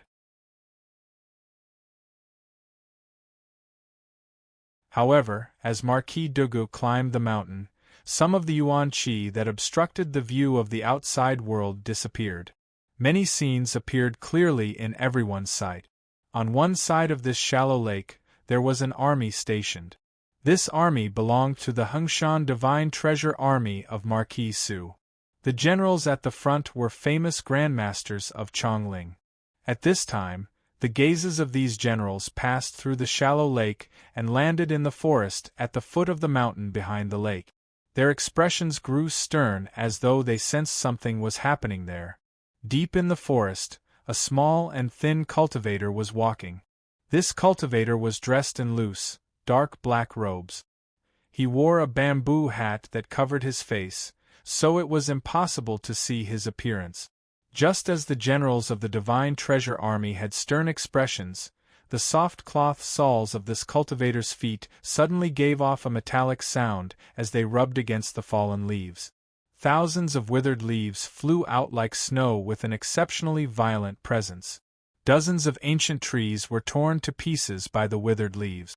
As a sword light lit up and stopped this violent presence from spreading, Marquis Li's figure appeared on a rock facing this cultivator. "It's you." Looking at Marquis Li dressed in light gold armor, this cultivator gave a sharp female voice. Hearing this voice, Marquis Li could not help but sigh inwardly at the power of the mistress of the imperial palace. "I will not go up the mountain. You do not go up the mountain either." He knew the other did not have patience, so he looked directly at this Qin woman dressed in black robes and said, "The person who could casually release a sword energy with such an innate ruthless aura was none other than Ji Qingqing, the young master of the Qin kingdom whose face was disfigured." Hearing Marquis Li's words, she snorted violently. But before she could speak, Marquis Li said, "I do not want to fight to the death with you. Also, you are very lucky today. Originally, the people of the Marquis Dugu establishment were going to wait for you here with me." Ji Qingqing's breathing suddenly stopped. At this time, many soft sounds came from the forest behind Marquis Li.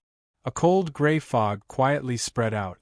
Along with the spreading gray fog, 9 riders covered in black spiked armor appeared behind Marquis Li. They looked as if they were made of metal. Behind these 9 riders, there was still the sound of metal clanging like a tide. Even more fully armored soldiers filled the empty space in the forest. Looking at the 9 nether armor riders and the nether armor army filling her sight, Ji Qingqing's violent presence stopped spreading. She knew that since the 9 nether armor riders had all been transferred over, then even if she fought to the death here, she could not enter Min Mountain Sword Sect. Zheng Xiu predicted that I would come to Min Mountain Sword Sect because Bailey Sushue spoke for me. I have a reason to come here and fight for him. Her gaze seemed to pass through the falling leaves. She said coldly to Marquis Li, "What about you? You cannot even protect your son. What reason do you have to fight for your life here? There is no eternal hatred, only eternal benefit." Marquis Li turned to look at the riders in black armor behind him and said, "The Li Marquis establishment was not built by me alone. The Li Marquis establishment naturally cannot exist for my son alone. I want to kill you very much. I will find a chance to kill you." Ji Qingqing looked at Marquis Li and said, all the fallen leaves once again shot up from the ground. Ji Qingqing's figure continuously retreated, and in an instant, she disappeared into the forest. But the terrifying murderousness she gave off still wrapped around the forest, tearing all the leaves to powder and hitting Marquis Li and the nether armor army behind him like a wave. Marquis Li's light gold armor lit up with sparks. His body gave off a sound like waves hitting rock. But he did not look in the direction Ji Qingqing's figure had disappeared. He looked at the top of Min Mountain Sword Sect and was thinking the same question as Marquis Dugu. If no one could make Bailey Sushua act now, then who had the power to make Bailey Sushua act? In front of the main gates of Min Mountain Sword Sect, there were many pieces of red armor that flowed down the green mountain path along with blood. Multiple cultivators pressed their life-bond swords and watched motionlessly as the blood flowed over their shoes. Suddenly, they turned around and held their breath. 2 gray palanquins appeared on the path behind them.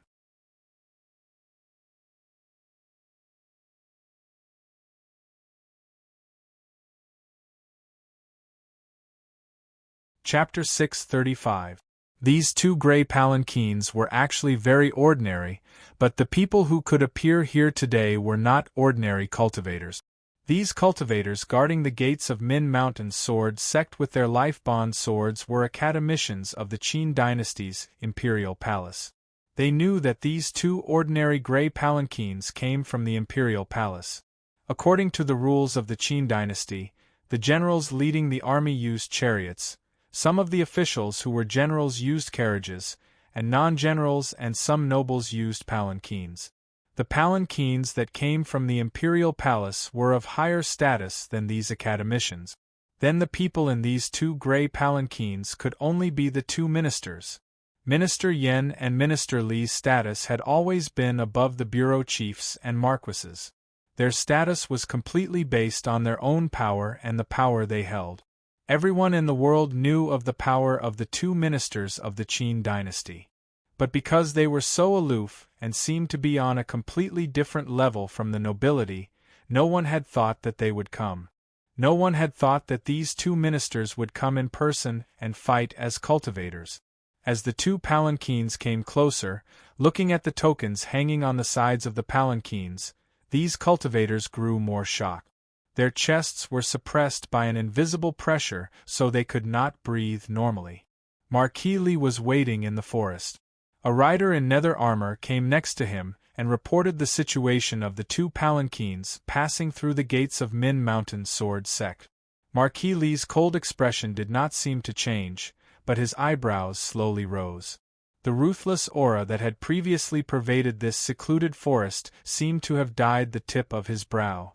Bailey Sushua stood silently at the top of the ice peak, waiting for the arrival of the 2 palanquins.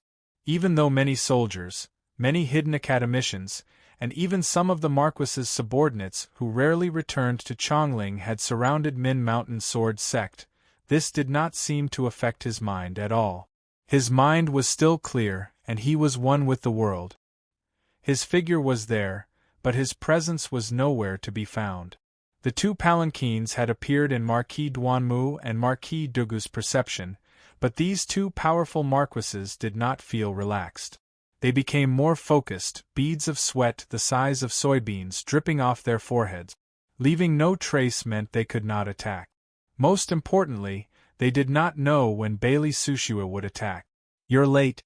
When the 2 palanquins finally reached the flat ground at the peak, Bailey Sushua slowly turned around. He seemed to have expected the 2 would come and said disdainfully, "On the way, we met Master Qi of Lingshu Sword Gate. Although we couldn't stop him, we still wasted some time." A gentle voice came from the gray palanquin on the left.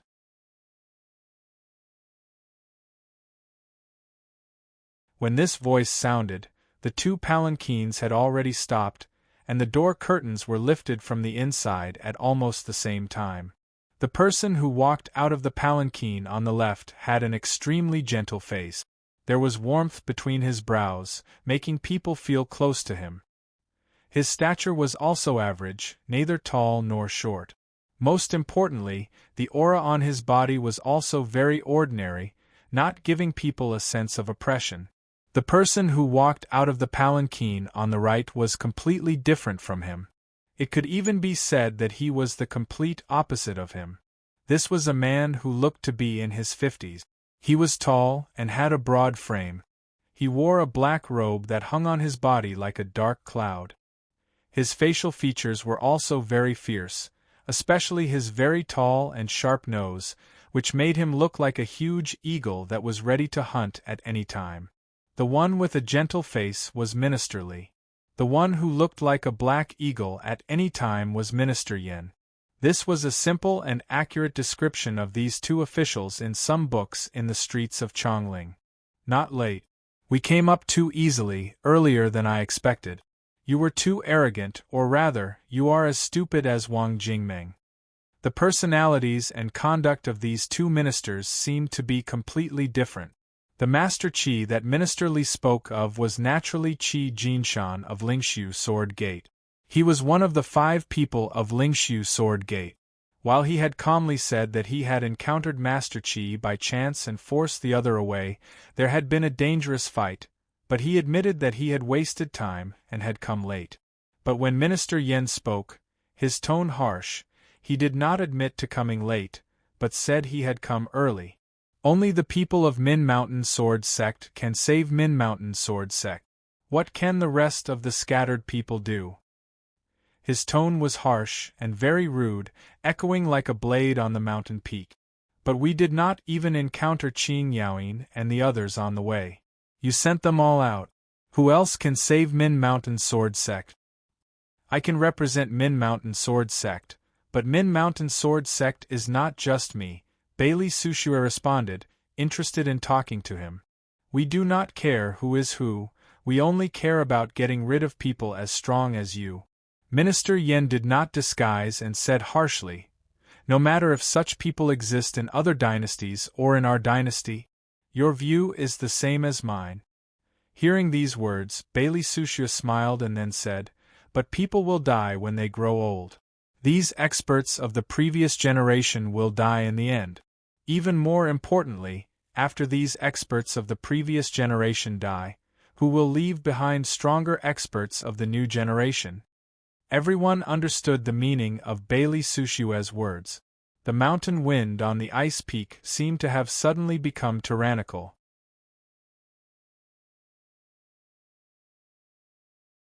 The mountain wind that blew through the void even produced the sound of fluttering war flags. The two ministers' expressions were solemn but did not change much. But Marquis Duanmu and Marquis Dugu, who had been sweating profusely, suddenly paled. Many marquises had led their troops secretly to Chongling, and even some powerful cultivators from other dynasties had been bribed with great benefits. This was a trap aimed at Min Mountain Sword Sect and Bailey Sushua. But Bailey Sushua never thought of leaving. However, this was also his killing trap. The mountain wind suddenly blew fiercely, and the cold air became thicker. In the wind, sparkling and translucent ice shards appeared. These ice shards emitted a faint green jade luster, as if they were made of crushed green jade. The air was filled with the smell of destruction. Everyone around the mountain, including the nobility of Chongling, were thinking, if Min Mountain Sword Sect ceased to exist after today, and Bailey Sushua died, what kind of change would it bring to the Qin dynasty and the world? Yet no one thought that there were 2 marquises and 2 ministers on this mountain peak. If these 2 ministers died at the same time, what kind of turmoil would it cause to Chongling and the Qin dynasty? You are proud enough? Prime Minister Yen took a deep breath. When he lowered his head, his face was that of a man in his 50s. But when he raised his head, while his face became even more sinister, he seemed to quickly become younger with this breath. He looked at Bailey Sushua with narrowed eyes and said, if so, what are you waiting for?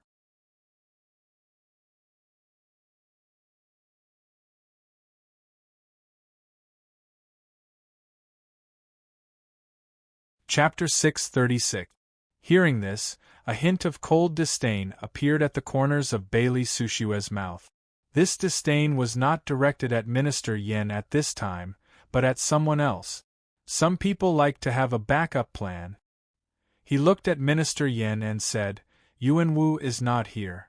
She is the only one in Chongling who is more useful than the two of you. Minister Yen immediately understood the meaning of his words and sneered. You think she will come? Regardless of whether she will come or not, at least up until now, she does not dare.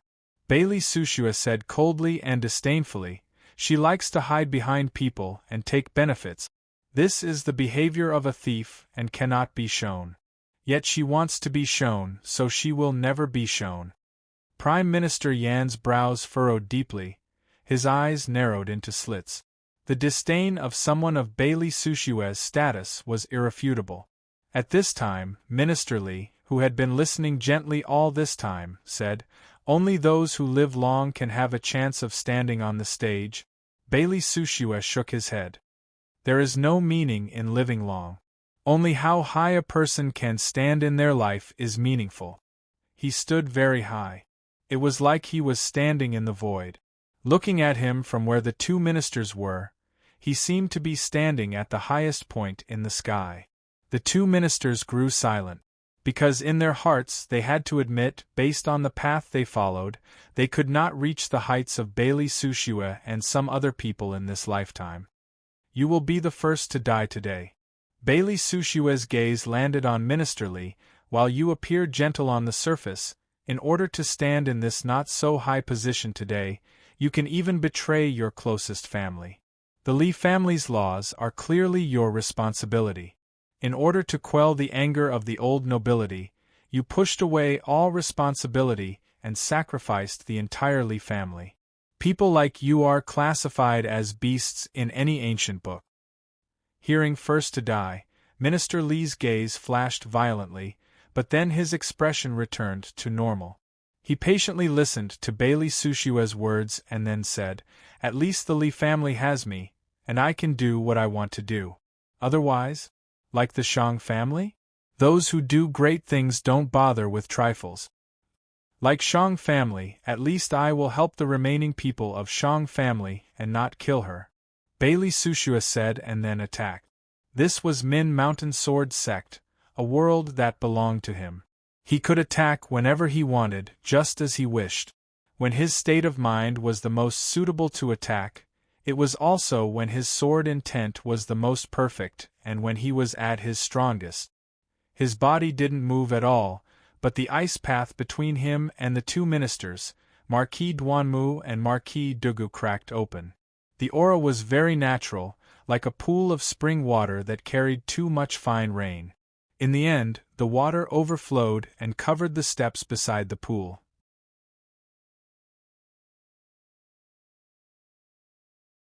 Apart from him, no one else was able to make a move in this tranquil and natural environment.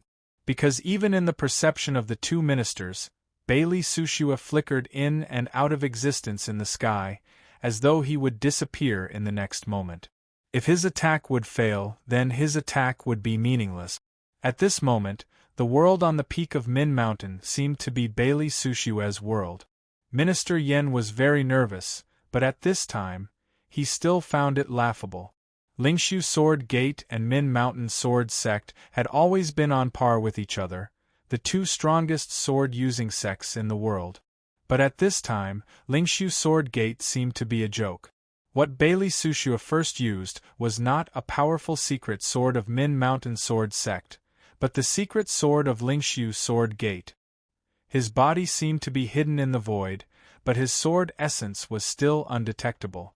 This kind of secret sword was a method of the Lingshu Sword Gate's Supreme Sword Manual, a secret.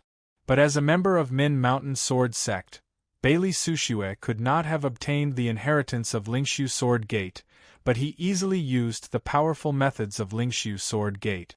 Looking at the four people who were extremely nervous but could only defend and not move, Bailey Sushua naturally reached out with his hand. His movements were very clear. His right hand flipped upwards, and there was no terrifying killing intent directed at any of the four people. Only the transparent but visible cold air gushed out from the shattered ice path, and flew into the sky in sheet. The cold energy did not cause the two ministers and the two marquises on the peak to feel more cold, but it formed a crystal lattice in the surrounding void and connected. This became a true absolute domain. Almost all the primal energies of the universe that cultivators could sense were blocked outside. This became Bailey Sushue's own world. Prime Minister Yan's expression became extremely ugly. Multiple complex syllables came from his lip. This was an extremely profound breathing oscillation technique. Its function was to stimulate the potential of the five viscera to the greatest extent in an instant. As the profound sound appeared, the sky above the ice peak suddenly darkened. A black longsword appeared in his hand, and then he slashed towards the ice path in front of him. Black and gray were the main colors of Chongling. After Chongling's black iron was smelted, it would appear black.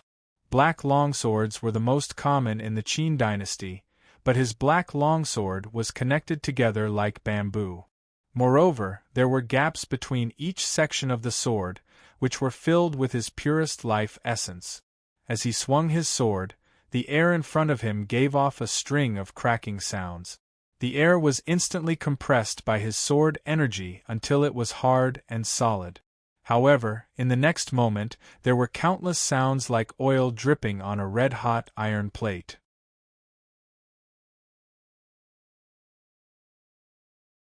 Green smoke spread outwards in the direction of his sword energy. These green smoke were like poisonous snakes spitting poison, corroding and consuming the primal energies of the universe in this part of the world. This was fighting poison with poison. Two ministers were two ministers. Their first attack was extraordinary. Bailey Sushue wanted to use absolute coldness to seal the primal energies of the universe from the outside. Then he would make sure Bailey Sushue could not use the primal energies of the universe inside. His life-bond sword contained great poison. At this time, the green smoke surging outwards like poisonous snakes could immediately fill the mountain peak with poison. A golden light appeared in Minister Li's hand. To be able to stand side by side with Minister Yen and come to this mountain peak to kill Bailey Sushue, he naturally would not be weaker than Minister Yen. But what appeared with this golden light was not a sword essence, but a seal essence. What gave off golden light in his hand was a golden piece of paper. The ancient characters on the paper were seal script. When his life-bond vital energy flooded into these seal scripts started to shine. Then the golden rays of light shot into the sky, and imprinted ancient seal scripts on the crystal wall that Bailey Sushue had formed.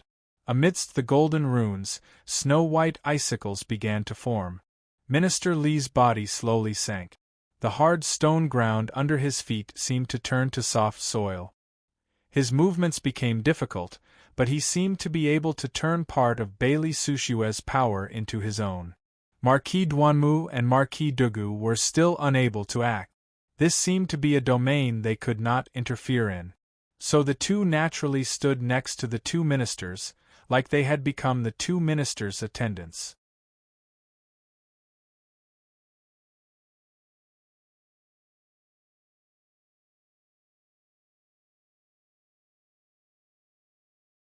Chapter 637. There was no true contact between sword and sword, no powerful forces hitting each other. Yet, regardless of whether it was Bailey Sushue, Minister Yen and Minister Li, they were all trying to change the laws of this small world. They wanted to turn this small world into their own domain. It's starting. In the forest at the foot of Min Mountain Sword Sect, Marquis Li looked up at the highest point of Min Mountain Sword Sect, shock flashing through his eyes. At this time, Min Mountain Sword Sect's formation was completely damaged. While the highest peak was covered in white clouds, it was still possible to clearly see a layer of glowing barrier covering the entire peak. Golden light moved inside. Every time the golden light bounced on the glowing barrier, it would create a spiral of sound wave visible to the naked eye. The sound waves continued to shatter the clouds in the sky, causing the originally pure white clouds to suddenly show countless beautiful colors. For Marquis Li, The fight between Bailey Sushue and the two ministers could be called breathtaking and shocking. But for cultivators below Realm 7, such a battle was a true fight between immortals. Mortals could not fathom it. In the small world, when the indigo poisonous flames spread, Bailey Sushue's breathing naturally stopped. Not just his mouth and nose, but all the pores in his skin and hair closed. His body started to shine with faint light like he had turned into glass. His expression grew grave. His expression became grave, and the change in emotions was very natural.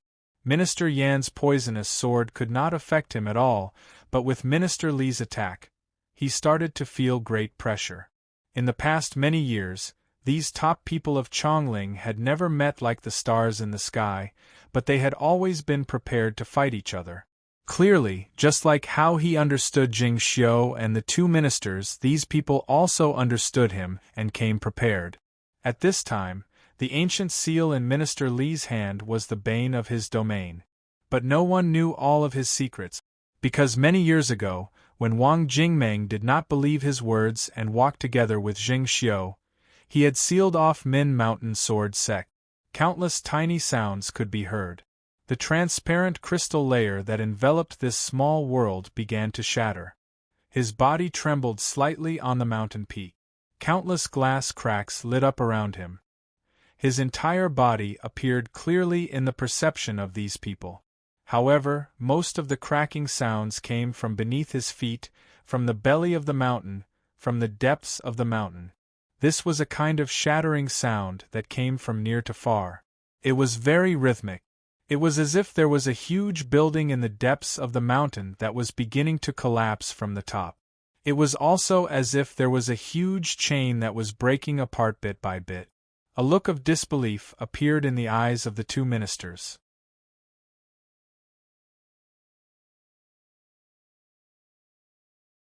There was a cold vein deep in Min Mountain, but all the cold energy had been drawn out by Bailey Sushue to form a barrier that isolated this part of the world.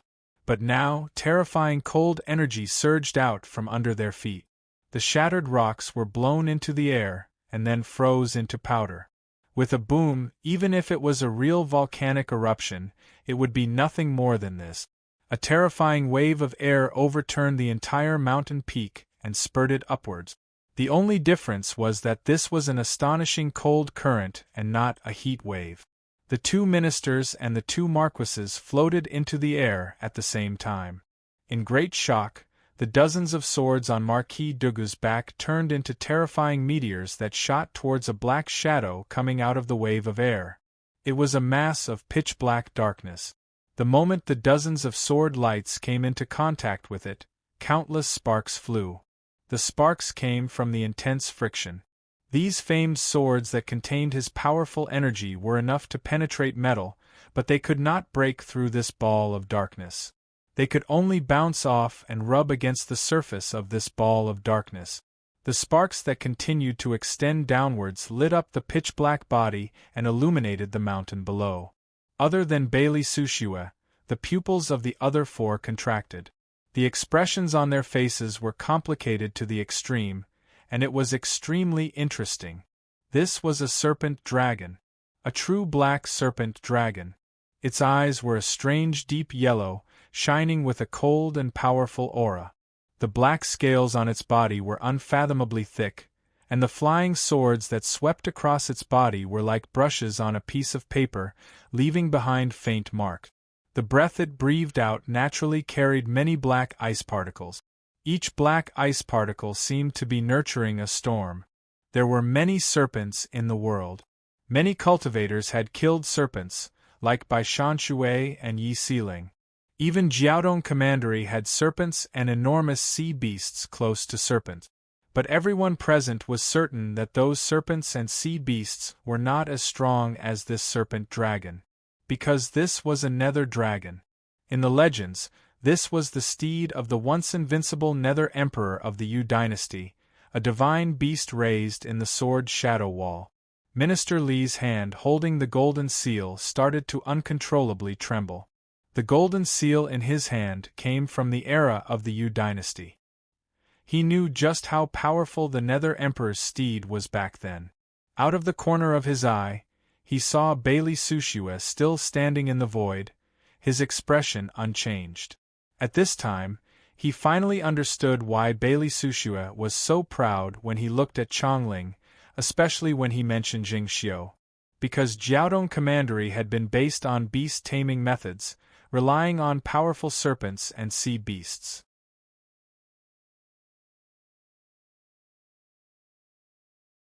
Yet Min Mountain's sword sect had secretly raised a nether dragon of the former Yu dynasty. Those flood dragons couldn't be compared to this dragon at all. Minister Li started to suspect that he would be the first to die here, just like Bailey Sushua said. So when his hands started to tremble, the golden seal in his hand started to burn. This was the scapegoat golden seal. In the legends, when a certain emperor of the Yu dynasty ascended the throne, because his cultivation method was too violent, it caused the primal energies of the universe to collide, and natural disasters occurred. So he created a golden seal like this to suppress his own energy. At this time, the remaining primal energies of the universe in the golden seal after many years were completely released. As the seal scripts burned, they turned into golden flames that surged towards the nether dragon and Bailey Sushua. The nether dragon that charged out of the ground sensed a dangerous presence. It was furious, the deep yellow in its eyes turning deep red. There was no breath like the legends. A storm of ice and snow appeared in front of it. The ice and snow wrapped around the golden flames, but did not melt. They were like strange gems that froze in the air. At this time, Bailey Sushua glanced at Minister Li. Just a glance, and with a whoosh, an unimaginably fast sword light more dazzling than lightning appeared in front of Minister Li. This was the Heart Thought Sword. The secret sword of Heart Chamber Sect. The nether dragon exhaled, still moving upwards to support Bailey Sushua's body. It became Bailey Sushua's steed.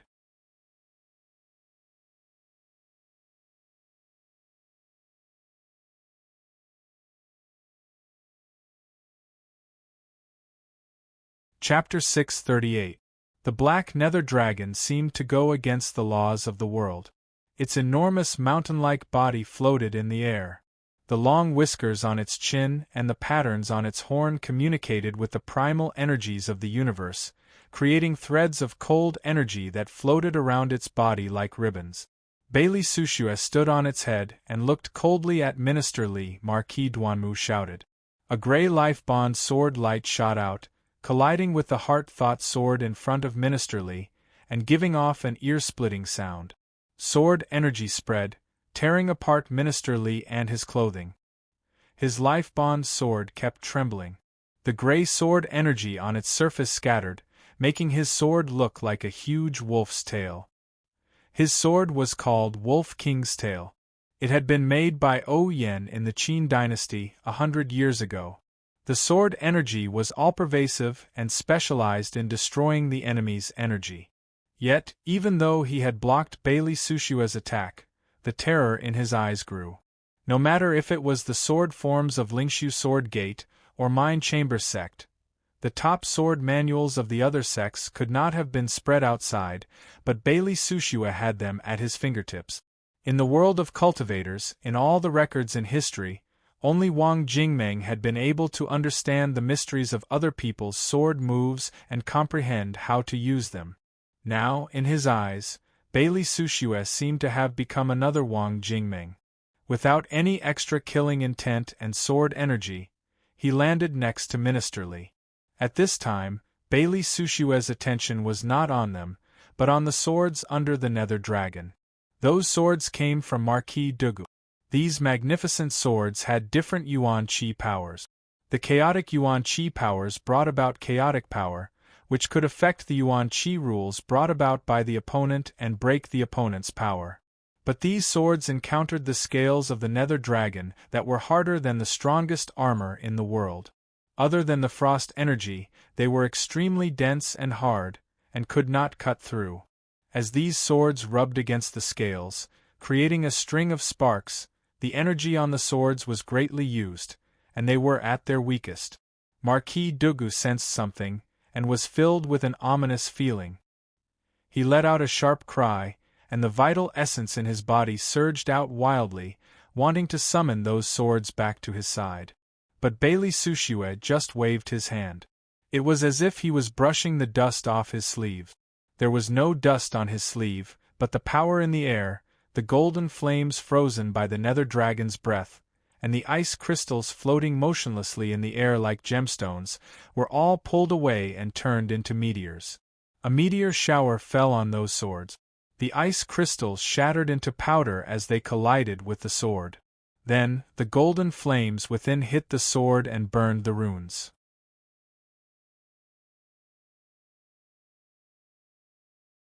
At that moment, Marquis Dugu had mustered all of his strength. However, at that moment, his body seemed to have been struck by countless meteors. He had no idea how many times he had shaken. Several puffs of blood sprayed out from his mouth like an explosion. Those swords lost their connection with him, and fell into the abyss in the belly of the mountain like ordinary iron. Marquis Dugu's eyes were filled with shock and anger, but more than that, there was helplessness and fear. These swords were not his strongest moves. He had stronger life-saving moves that he had not used yet. But in front of Bailey Sushue, he did not even have a chance to use them. His meridians were shattered, and he was so seriously injured that he did not even have a chance to use them. This kind of battle was completely in Bailey Sushue's rhythm, and was completely dominated by Bailey Sushue. This was an insurmountable gap, like an adult fighting a child. Minister Yan's eyes narrowed into a line. Bailey Sushue's strength far surpassed his expectations, but he finally saw a chance. Wind suddenly howled around him, and several shadows appeared where he had been standing. His true body was in front of Bailey Sushue at this time. The poisoned sword in his hand carried wind and thunder as it stabbed towards Bailey Sushue's heart. At this time, his perception finally grasped Bailey Sushue's true position. The most important thing was the timing in the world of cultivators. Even if it was a simple wave of the hand, the wave of the hand needed time. This was the time when Bailey Sushue had no time to deal with him. But Bailey Sushue did not even look at his rapidly advancing figure, and did not look at this strange and terrifying poisoned sword that looked like pieces of spine. His body rose up like he was going to fly into the sky. In reality, he did not move at all because there was no time to move. What moved was the nether dragon under him. The nether dragon flew into the sky. A dragon claw larger than Minister Yan's body violently and simply slapped towards him and his sword. With a crack, Prime Minister Yan's wrist holding the sword was directly broken, the bones inside shattering inch by inch. But this shattering sound also came from the dragon claw. Some fine scales fell out of the dragon claw. These scales were stained with some black dragon blood. With a muffled grunt, Prime Minister Yan's body flew out faster than when he came. At the same time, the nether dragon gave a furious roar. Its body started to tremble in pain. This pain did not come from the wound in the claw, but from the poison deep in its body. Its dim yellow and scarlet eyes had turned into a sickly green color. There was even a sickly green liquid dripping from the corners of its eyes like tears. Bailey Sushue frowned slightly. He knew long ago that Minister Yan's poisoned sword was forged from the spine of a legendary beast, and tempered with hundreds of poisons. But he had not expected the poison to be so strong.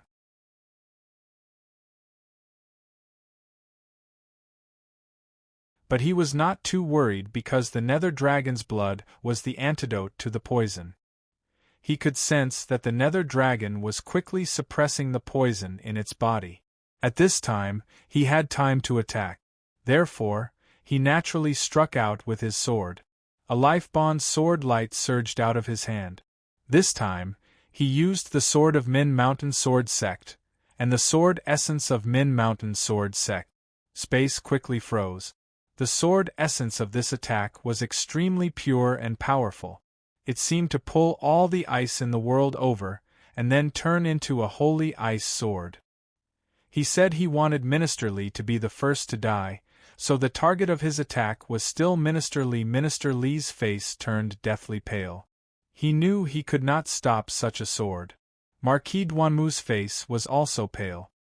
He knew Minister Li could not stop it, so he could only attack with all his power to help Minister Li block some of the power of this sword. The gray sword energy on the Wolf King tail in his hand grew like wild grass. With all the power he squeezed out, it faced the simple ice sword falling from the sky. These gray sword energies were meant to destroy energy that did not belong to him, but were useless at this time. These sword energies did not even have a chance to extend before they were frozen. With a muffled sound of collision, the life-bond sword in his hand was sent flying. His spine had been shattered into several pieces. His body was thrown back by the huge force.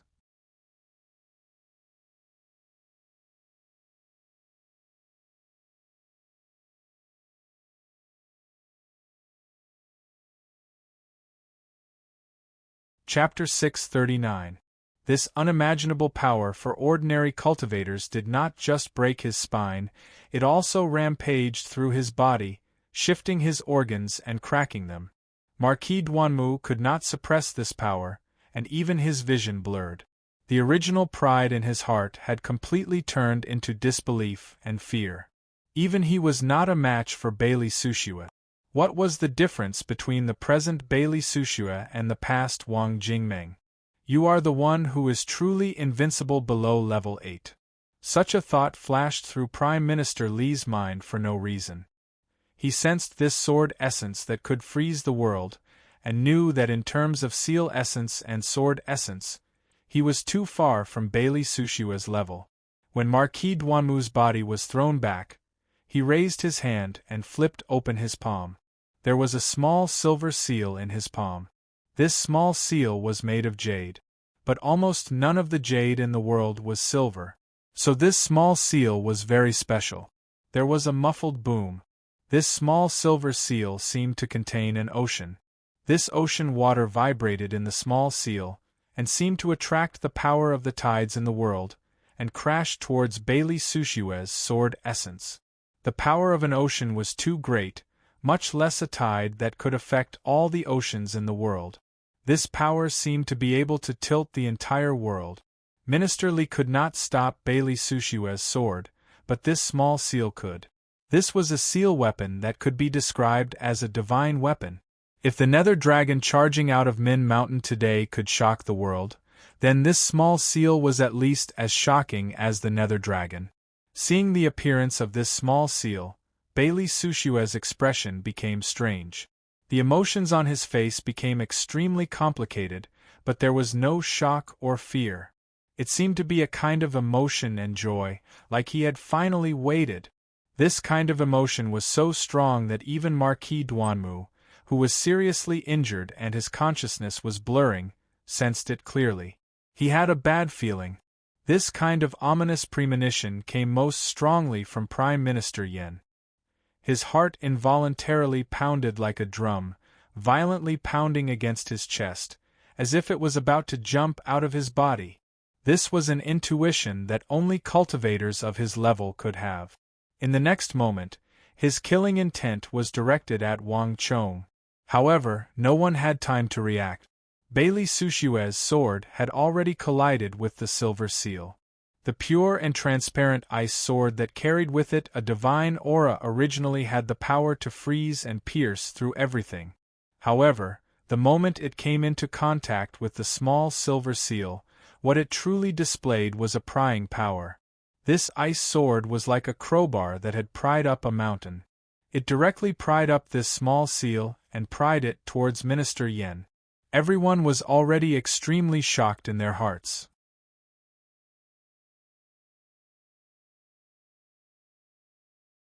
However, at this moment, this kind of shock was even greater than before. This was what Yi Xiling had learned from his master, the sword intent of one heavenly water. It was called prying a pool of spring water. But at this time, Bailey Sushue casually used it, and moved the tides of the entire world. There was a loud boom. The terrifying power contained in this small silver seal was guided by Bailey Sushua and smashed onto Minister Yen.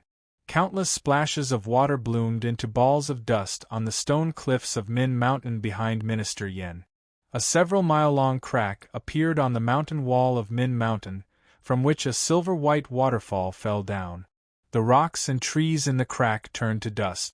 The air was twisted by the surging energy as though a crack had appeared in space. Minister Yan's body smashed into the mountain crack like a meteor. He did not know what method he used to survive this attack, and was still standing. But hundreds of terrifying wounds appeared on his body, and the energy and blood in the wounds bloomed like bright flowers. Marquis Dugu's body retreated in the air. He did not know what to do. Minister Li's hands trembled. He could not even breathe as he looked up at the sky. Bailey Sushua had put away his sword. He did not stop, and did not even look at him and Minister Yen. The nether dragon was like an enormous black pillar in the air, still flying straight into the sky. Bailey Sushua stood on its forehead, and became a tiny black dot in his sight. Breaking through the wind and clouds, Bailey Sushua left this mountain peak, left this little world he had formed by drawing on the power of Min Mountain, and flew through the air.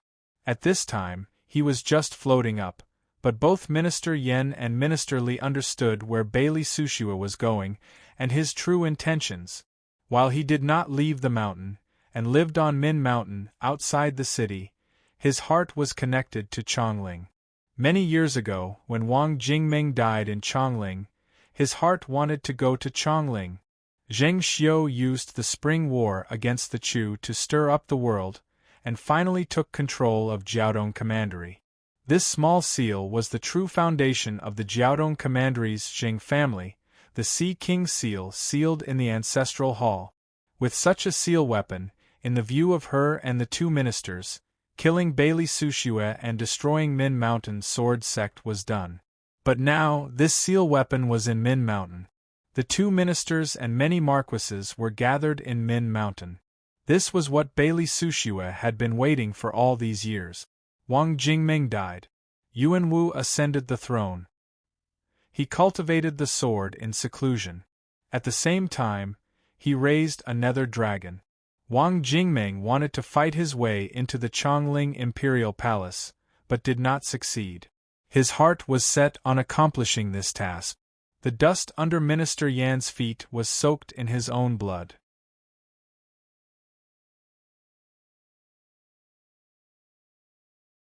He looked at Bailey Sushua, who seemed to be riding the wind, and his entire body started to tremble like Minister Li. From the start, Bailey Sushua said he hated people like Minister Li the most, but thinking about it now, it seemed like a joke, because in terms of hate, who was more hated by Bailey Sushua than Zheng Xiu? Such a thought was so obvious, but he felt that killing him was very simple, and within reach. He had not thought of this. He was like an idiot. The nether dragon was enormous and flew through the air. When it broke through the clouds and landed in the sunlight, the cultivators surrounding Min Mountain all saw it. Everyone's expression changed. The nether dragon seemed like it was going to charge into the red sun in the sky.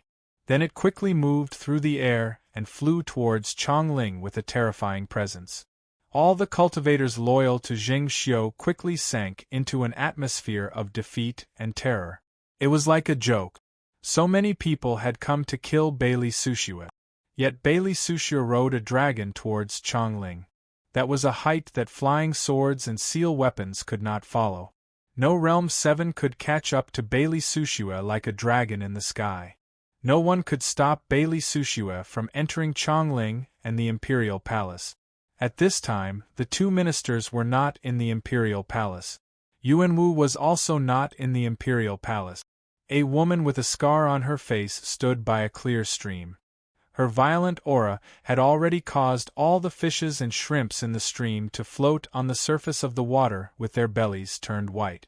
This woman with a scar on her face was naturally the young master of the Chen country, Ji Qingqing. Looking at the black shadow in the sky, and Bailey Sushua who was riding the wind towards Chongling, she immediately gave off a joyful presence.